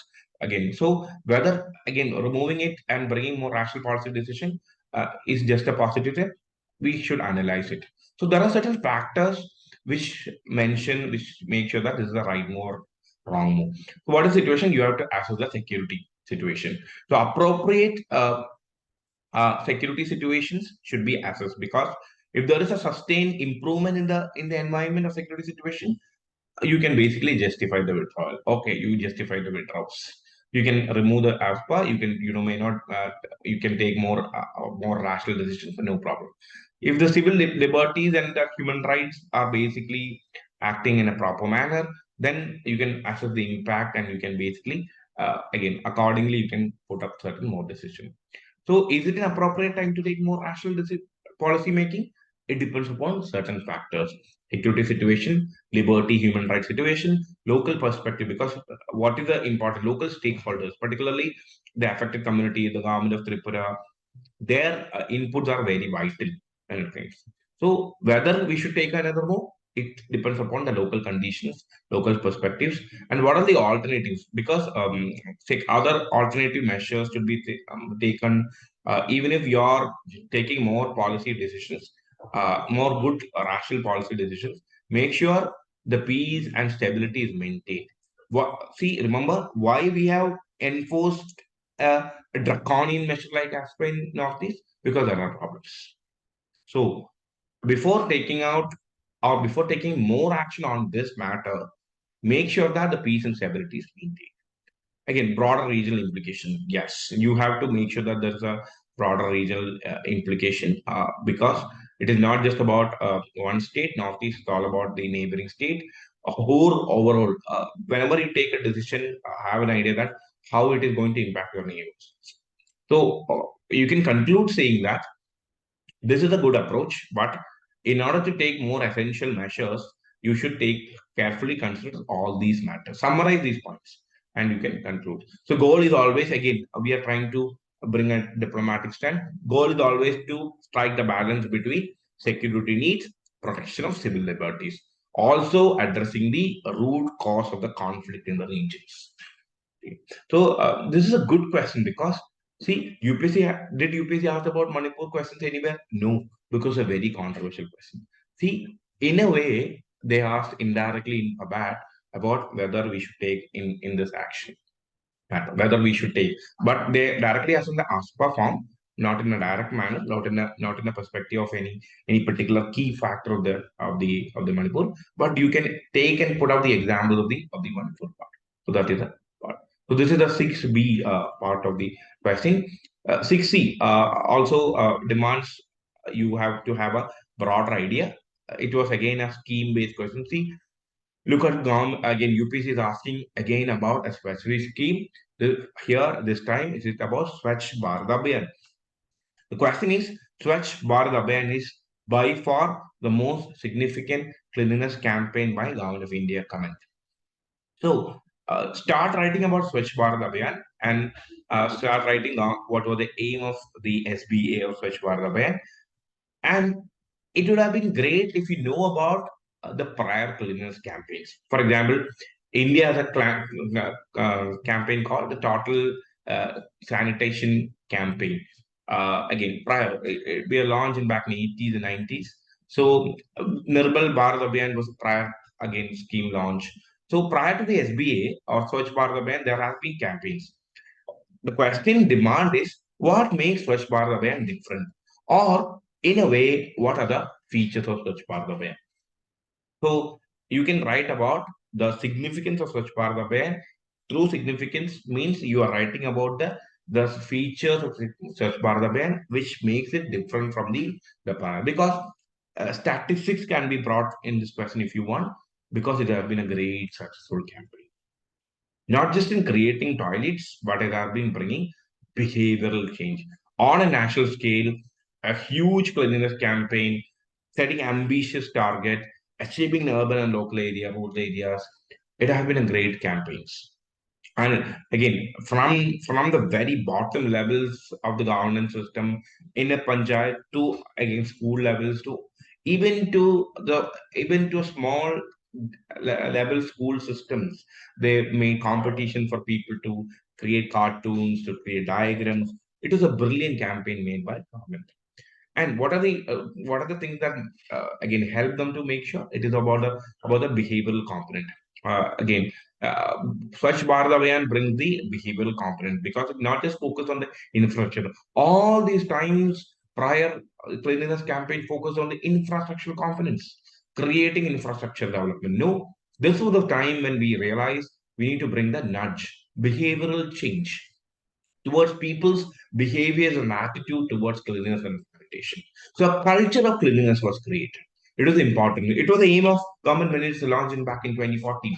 So a brilliant idea, a behavioral change, not just focus on rural areas. Urban area need focused. Urban, both rural area focus. Toilet construction, yes. They also created focus on the infrastructure where the significant aspect was construction of millions of toilets in the rural areas. What was the purpose? Eliminate the open defecation. So, what was the idea of eliminating the open defecation? Not just sanitation improvement, it also had a multiplier effect on the public health. Public participation, people were participated, encouraged. So we had different campaigns. For example, Swachh Bharat the Run, Swachh Hai Seva campaign. Again, a lot of campaign from school levels to mid levels to colleges to community centers to gram sabhas. The government had run a brilliant business throughout this Swachh Bharat campaign. Innovative approach, yes. We can say that so many innovative approach like app was created to report sanitation issues. People could create again people could report about the lack of cleanliness issues. They could take photos and upload about it. They can to an extent some of the local governance systems started naming and shaming. That was bit an aggressive side, but also in the other part, they created apps so that people can basically help about it. Report. Every single person can be a reporter on cleanliness. Measurable goals. Endorsement. Yes, you can see from prime minister to celebrities. You can see involvement of the celebrity Bollywood actors. Again, both again, very famous actors, politicians. It was a campaign because the government's priority was on also global recognition. It brings in global recognition. It gained global recognition. It got the United Nations acknowledgement. World Bank started funding about it. World Bank and United Nations think that it will help in sustainable development, bringing hygiene and sanitation, and also its long-term impact. All other programs had a stop in between. When the party changes, when the government changes, when the priority changes, the government stopped about it. Here, it has been a long. The campaign was officially entered in 2019. Campaign entered in 2019, but see, it maintained the cleanliness. It maintained the foundations of cleanliness practices. So even now, again, the business, again, there have been contribution from the part. Yes. Also, yes, one of the important point, the Swachh Bharat Kosh. Again, allowing people, allowing individuals, allowing corporates to fund to make sure that again the cleanliness is maintained. So many opportunities, even the CSR contributions are coming up even now, and companies are putting forward even the campaign ended in 2019. So that makes Swachh Bharat the most significant cleanliness campaign when it compared to any other campaigns. So you don't need an analysis of the prior one. No, you just if you got the ideas of the name of it, well and good, but focus on the SP. That's it. Moving to question number seven. Question number seven talks about accountability of the executive to parliament in the domain of financial administration is secured for CAG reports. So this is the question to discuss. So this is a question about CAG. So we expect to have the article to be mentioned. Article 148 is the CAG report. Again, it talks about the CAG. So you can start by talking about the CAG or the CAG. Though the CAG is basically responsible for auditing the government finances, ensuring the accountability, promoting the transparency, etc. And how this is going to explain or going to again help it. So the question demand is accountability of the executive in parliament is the domain of financial administration is secured through CAG. So literally the question asks you what is the contribution of what how CAG is helping in bringing executive accountability. So you can write the function what all CAG is doing. They are auditing the financial audit of the government records, performance audits of the government, again whether the government programs and policies are being implemented effectively, reports to the parliament. The parliament oversights. The again you know that the parliament committee is going to act as a friend, philosopher, and the guide. You know about that, the Public Account Committee. Again, reports have been scrutinized by various committees, even met by the Parliament. Transparency and accountability. Yes, how CAG or CAG is giving you transparency and accountability? Because it is giving you, again, comprehensive assessment. It is bringing critical tool to measure the governance system. Again, also, even it recommends remedial action. It is not just a critical one. Yes, it gives you a lot of criticisms about a lot of even though it's doing some post-mortem job, it also recommends some of the remedial measures. And even now, CAG and the auditing departments or the Ministry of Finance is giving much importance to the awareness of the audit. It is giving much more awareness to the people to the importance of audit. Read the audit because audit reports are publicly published, uploaded in the websites. People can read about it. People know about what kind of systems is happening. So ensuring civil society and NGO participation, making them again holding government accountable for their actions. Okay, so the crux of the answer is how CAG is enforcing the accountability thing. But also, since it is a 20 marker question, since it's a discussed question, need to write the challenges and the limitations or the criticisms. The limitations of criticism when it comes to CAG in ensuring the accountability of the executives. The question demanded the other side also. So, what is the limitations and criticism? Yes, you may know that. Yes, the timings and the delays. When are we getting the reports? After the past fiscal years.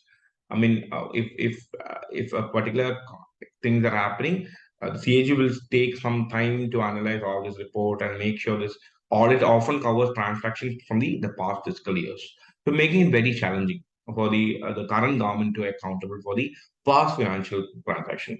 So if there is a governmental change, it's a pretty big issue. Even if there is, it is basically timing and delays. Of course, there is a delays and there is no binding powers. You know that they may find the irregularities. Often there's recommendations have there is no binding power. So government is not legally obliged to implement these recommendations. Scope of audit, yes, limited. Why it is limited? Is because the resource constraint. Sheer volume of government transactions, and not all you cannot audit may not cover every government departments. And again, when it comes to there are limitations about it. Political influence, yes. Traditionally, you can see that politicians used to downplay and discredit the audit findings to protect the political interest. Complexity, again, it is all about finance. We know it is very difficult for an ordinary person to understand the nuances of the audits. Difficulties in analyzing, identifying the regulations is pretty difficult. Enforcement mechanism, I told you there is no particular accountability or enforcement mechanism. It is there are legal proceeding to recover the misappropriation funds. Yes, but these are very slow, very cumbersome, very complex things. And there's a limitation for performance audit. I told you, not every government activities are covered. Check for their efficiency. So CAG is good. It's a pretty good mechanism. Yes, we say that CAG acts as a cornerstone of our financial transparency. But however, their effectiveness is influenced by a lot of factors like timing, scope, political considerations, etc. So we have to make sure that there is a balance.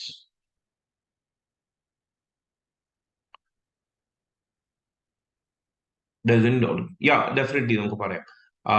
PPP project in postmortem ആണ്. Definitely you can say that it is a postmortem thing.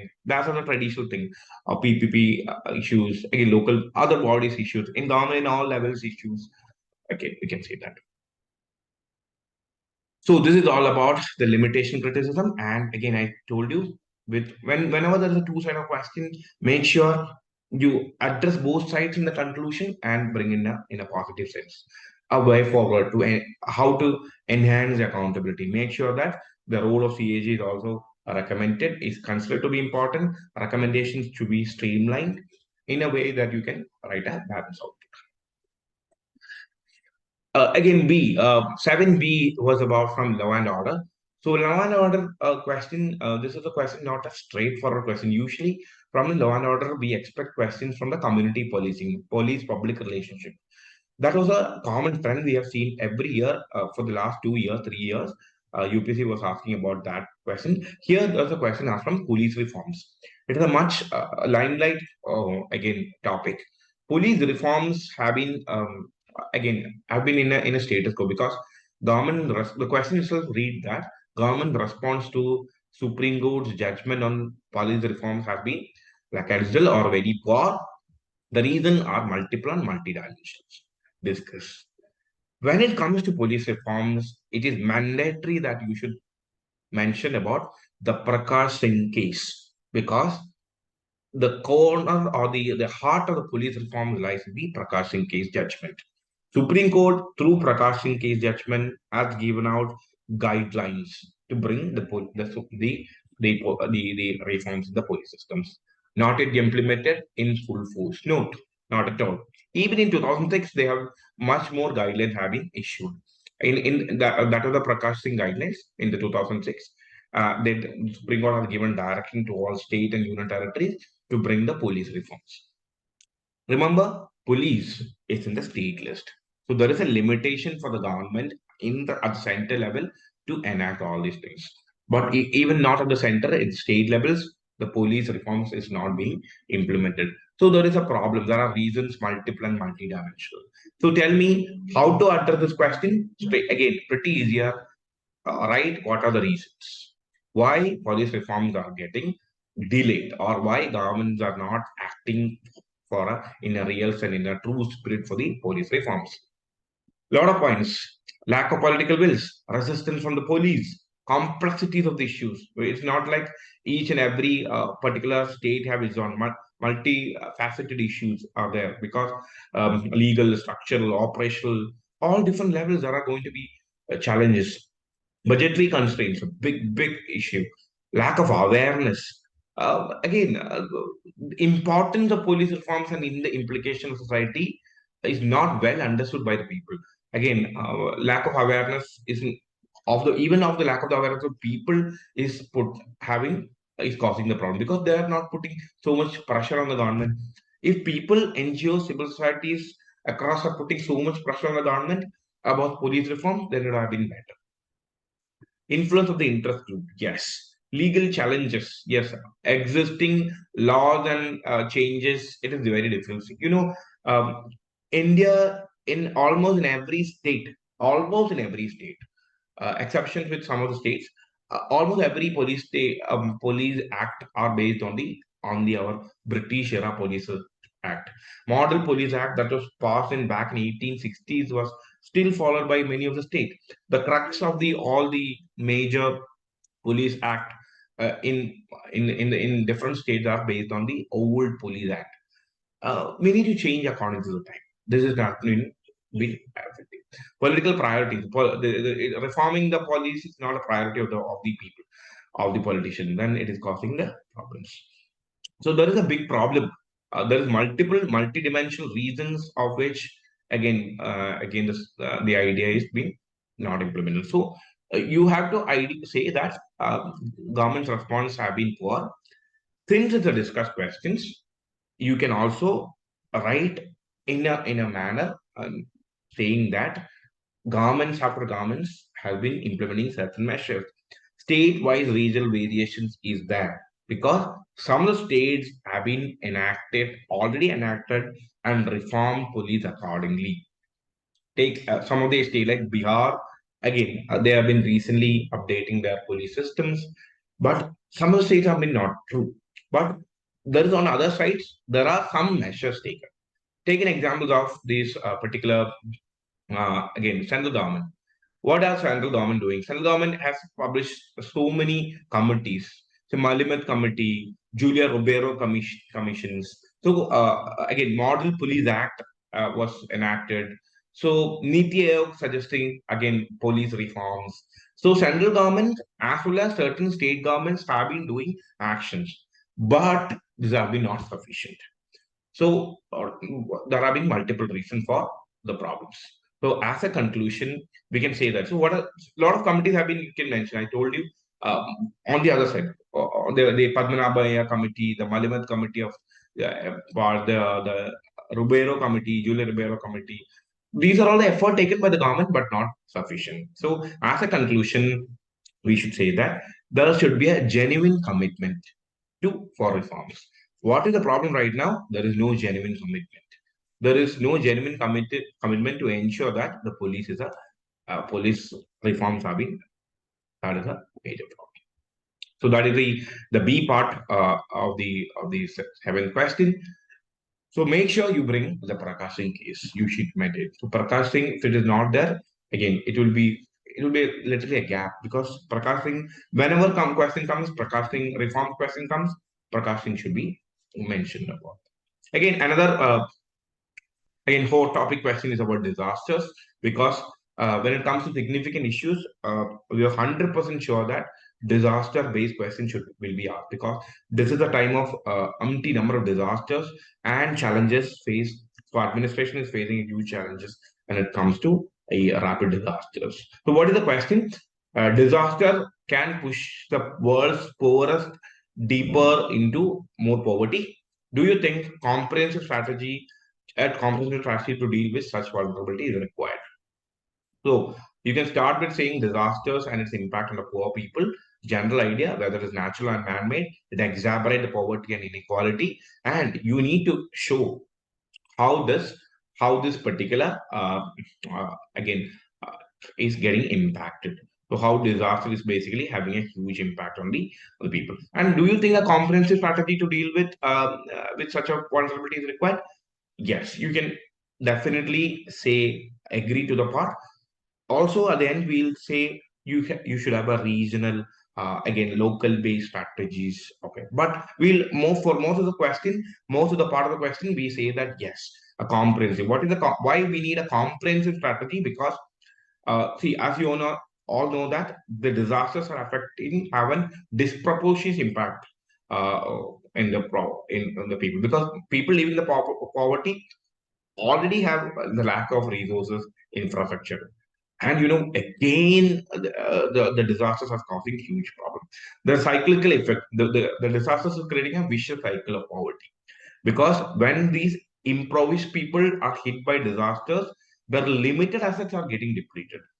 They only have a limited resource with them, and it is getting depleted. So there, it is more challenging for them to escape the poverty. So we need a comprehensive strategy to have a coverage so much so that the people get again reduce such vulnerabilities.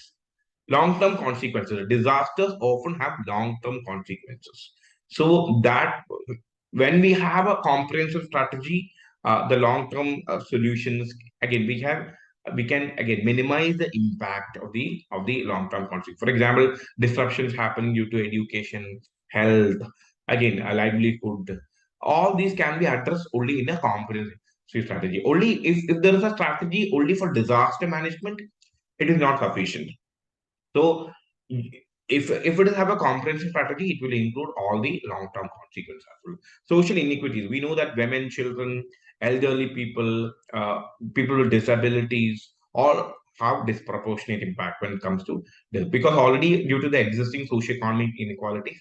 But so when there is a comprehensive strategy, it includes all these things. A comprehensive means it's a total package. It will include from every side. So why we need a comprehensive package? Because disasters is impacting poor people to a greater extent and different forms. For displacement, yes, internal displacement of refugees, again, economic vulnerability. So it is not just a particular region, particular portion, but in general, we need to have a comprehensive one. Also, SDGs, the Global Development Goals or SDGs. Again, we need to address the vulnerabilities of the most poorest section. So, India's commitment to not just India, the general commitment of the world towards the global again sustainable development goals can help or is also a priority, so much so that we need a comprehensive strategies. Also, again, to other side, sometimes we may require locally tailored uh, government policies, but it doesn't mean that we don't need a comprehensive strategy. We are agreeing to the statement. Disasters can have a greater impact on the poor people. So, due to this impact, so we are explaining those kind of greater, not just getting, not having food or money on a different scale, they might have impact. So, for in order to cover the different scale, we need a comprehensive approach, right? Also, we may require some tailor-made strategies for consumption along with that. So, as a conclusion, we always say that comprehensive strategy is required. Accordingly, sometimes it has to cater some of the needs of the local people. So that is the second last question, and the last question section of the question start with the section 8A. This is a straightforward question from second ARC and its recommendation on public-private partnership models. So in the context of second ARC recommendation, evaluate PPP as a preferred model of implementing the projects. So you can say there are a lot of advantages that mentioned by the second ARC in terms of PPP project. So again, be it second ARC, if again if you think that I have no idea about the clear line second ARC recommendation, don't worry. Again, if you think in a broader sense, whatever you know about PPPs, that might have been included in a particular report. So any report or any committee recommendations is always written or as again commented in a broader sense. So if you know the topic, right in a broader sense, 100% sure that it will be covered under this. Your whatever point you might return is already mentioned in the PPP. Sometimes you may miss specific things. Don't worry, but still you can manage almost like 80 to 85% chance. So, what is the idea here? We are writing what are the advantages of PPPs. I think in the class notes that we provided, we have given again the ideas of PPPs. But what is the second ARC recommendation, or in general sense, we can write about PPP. But I told you what are the advantages: resource mobilization, efficiency innovation, risk sharing, quality service delivery, timely project implementation, innovative financing models. See, these are all general ideas of PPP. But trust me, these are the recommendations of second ARC. So this is a clear recommendation second ARC. So if I have not given, I tell you, if I am not mentioning that this is not a second ARC recommendation, you may not even identify it. But this is in reality second ARC recommendation. So which is very general. So they recommend PPP as the preferred model of implementation. So they recommended it is good. It is saying that PPP has been good, but our question is a 20-mark question. Our question is an evaluate question. So we need to do an evaluation, which means we need to look what are the challenges or what are the issues related to PPP as well, whether this is working or not. So on the other side, the second ARC has also mentioned about some of the evaluations or some of the challenges and concerns regarding the PPP. Risk allocation is a big challenge sorry, because it may always lead to disputes to the public and the private people. Regulatory framework, the ARC has clearly said that there's a need to have a regulatory framework for the PPP, because there's always an issue related to contract management, negotiations, dispute resolutions, all these things. Third one is the transparency and accountability part. When it comes to transparency and accountability, you can say that there is always a concern regarding the accountability and the public being again bureaucracy, particularly being having that rent-seeking behavior from the private issues. High cost is a big issue. Uneven distribution of benefits is an issue. And also, when it comes to PPP, it's a challenging because it's a long-term commitment. PPPs often have a long-term duration, but governments must ensure that their commitments are aligned to their own goals. PPP is good, definitely good, but as we told that, as we told that, it has its own problems. So, uh, well, you cannot just plainly conclude that it is too good. No, it has issues.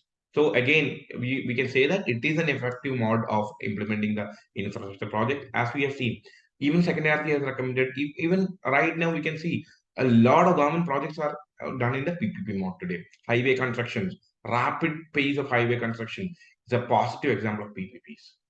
But as secondary has mentioned, we need to have a careful planning, careful evaluation of each project suitability. There should be a regulatory framework. There should be proper risk allocation. So there should be a balance about it. Yes. Also, since this is a question of PPP, you can also mention the Vijay Kelkar committee name. Yes, you can mention the name, but question specifically says about second ARC. That is the reason why we are basically saying about the second ARC. As a recommendations or as a way forward, you can definitely mention, if you want, you can mention the Kelkar committee. But focus should be on second ARC since the question is being on second ARC. 8B is a question about, again, it's a general question, but I think this is a question that people can write. Not a difficult question, but it's again a question of evaluation. So in 2011, India ratified United Nations Convention Against Corruption, evaluate the legal framework for fulfillment of commitment. So what are the legal commitments or legal framework India has adopted to tackle corruption? That you need to maintain, and you also need to tell its evaluation. Evaluation means what are the issues.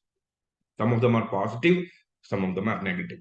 So using this, when you write the existing legal framework, you can always write the positive part. So we have a lot of numbers of legal frameworks we have passed, starting with the prior act, which was passed in 1980, the PCA, the Prevention of Corruption Act. We have amended it according for the to fulfill the United Nations conventions. We passed again the Prevention of Money Laundering Act. Again, we have amended the PMLA Act. We have amended the Benami Transaction Prohibition Act according to the conventions. So you don't need to know about the recent amendments, but generally have an idea that uh, in order to again criminalize the corruption, we have certain ideas. For example, the Prevention of Money Laundering Act, the Benami Transaction Act. So what they're helping. You can club all these 3 points together. You can tell that they are the important laws in helping tracing and penalizing on corruption.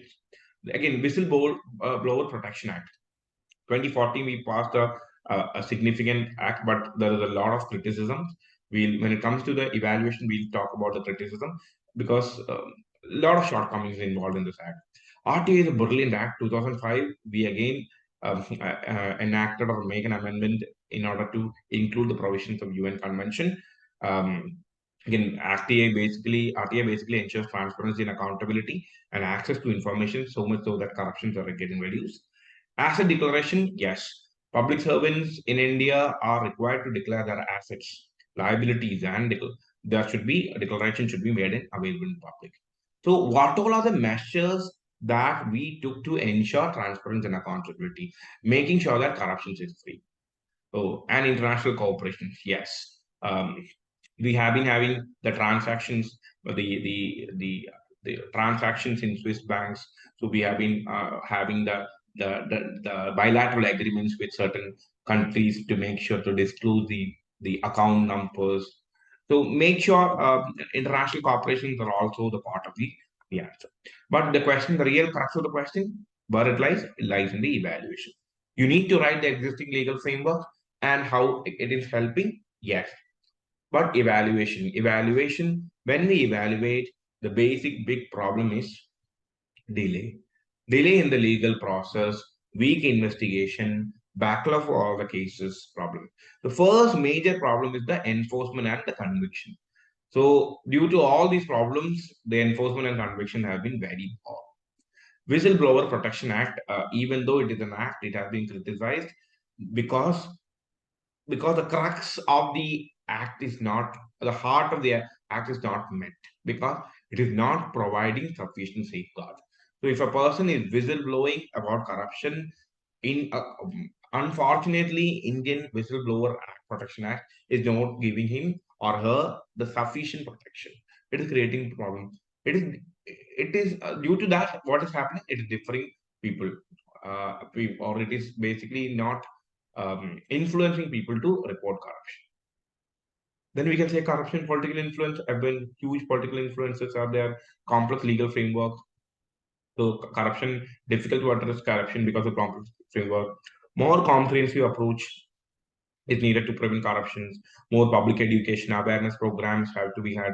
So we write in an evaluation. So there's a big problem. So there are initiatives that we can bring forward to make sure. So the idea is basically saying that, see, the implementation has to be better. India has adopted the India has signed the United Nations Convention Against Corruption. India has adopted certain legal measures on paper, but on true spirit, the enforcement has been not to that of true spirit, or enforcement has been on a poor side. We need more things to more again legal framework and proper enforcement and conviction to implement. So that is the idea.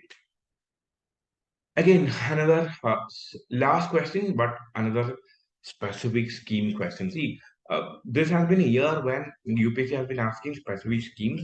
So uh, if you guys ask me whether this is a challenge that UPSC is asking us some specific schemes, I would not say it is a challenge, but this will help you because when you study your GS2 and GS3 questions or schemes, this is going to help you. So definitely you're going to study for GS2 or GS3, particularly when a particular or a policy or a scheme has been launched, and if effectiveness or its reports are coming out, you may definitely study for your mains preparation, general studies preparation.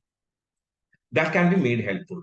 So all you need to do is, whenever you're preparing for the paper two, again, we have specific things to prepare, but also your GS2 preparation is going to help in the part.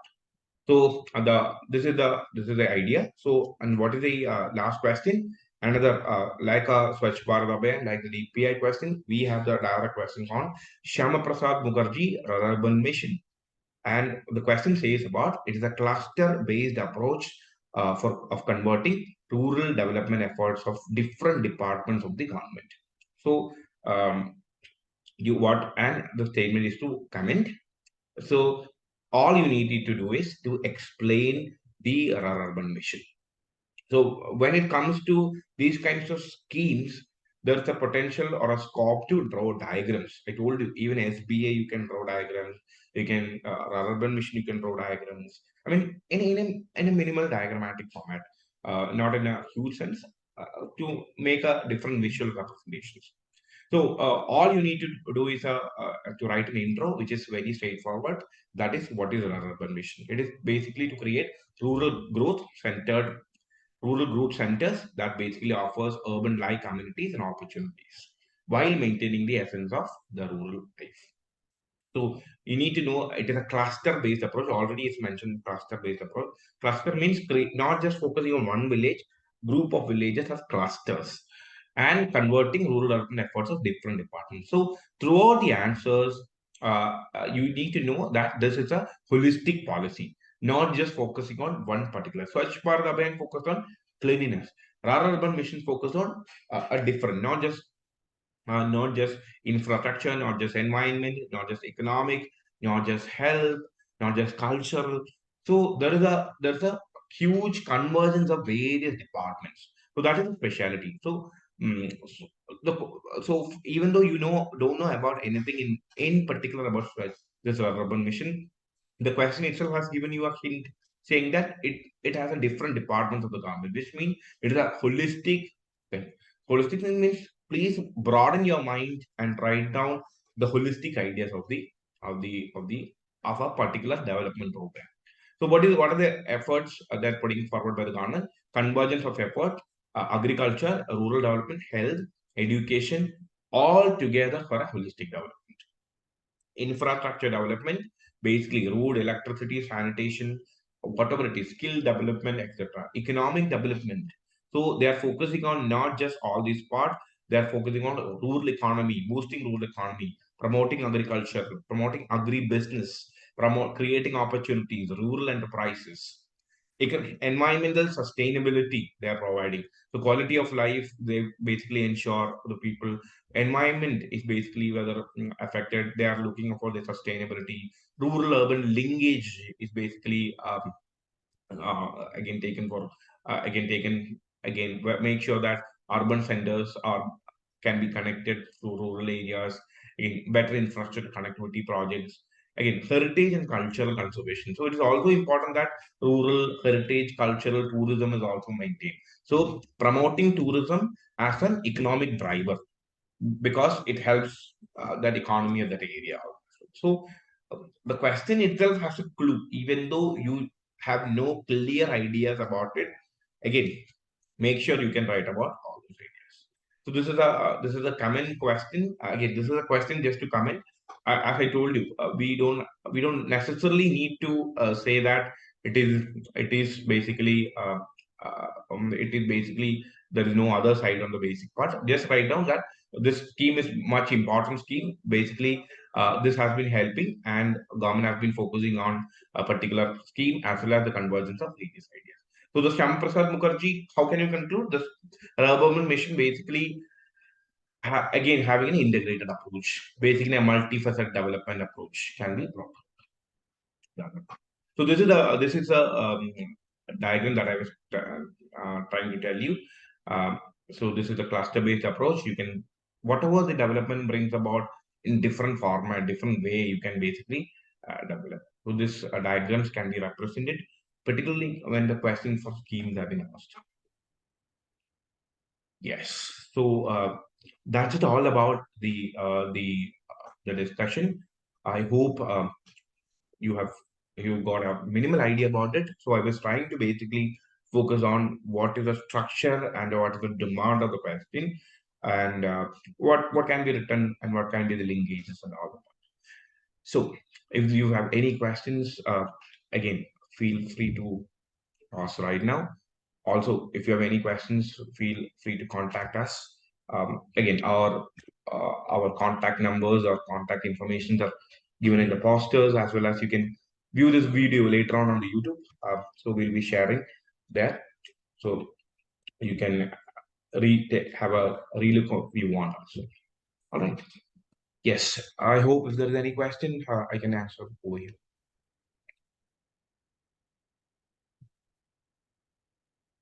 If you want me to explain any particular part, also I'm here to explain. Uh, any questions, please?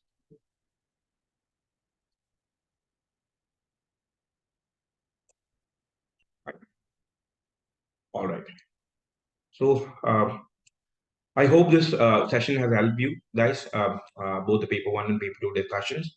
As I promised, we will be releasing our keys as well as this recordings shortly, so you can watch it for your own. Okay.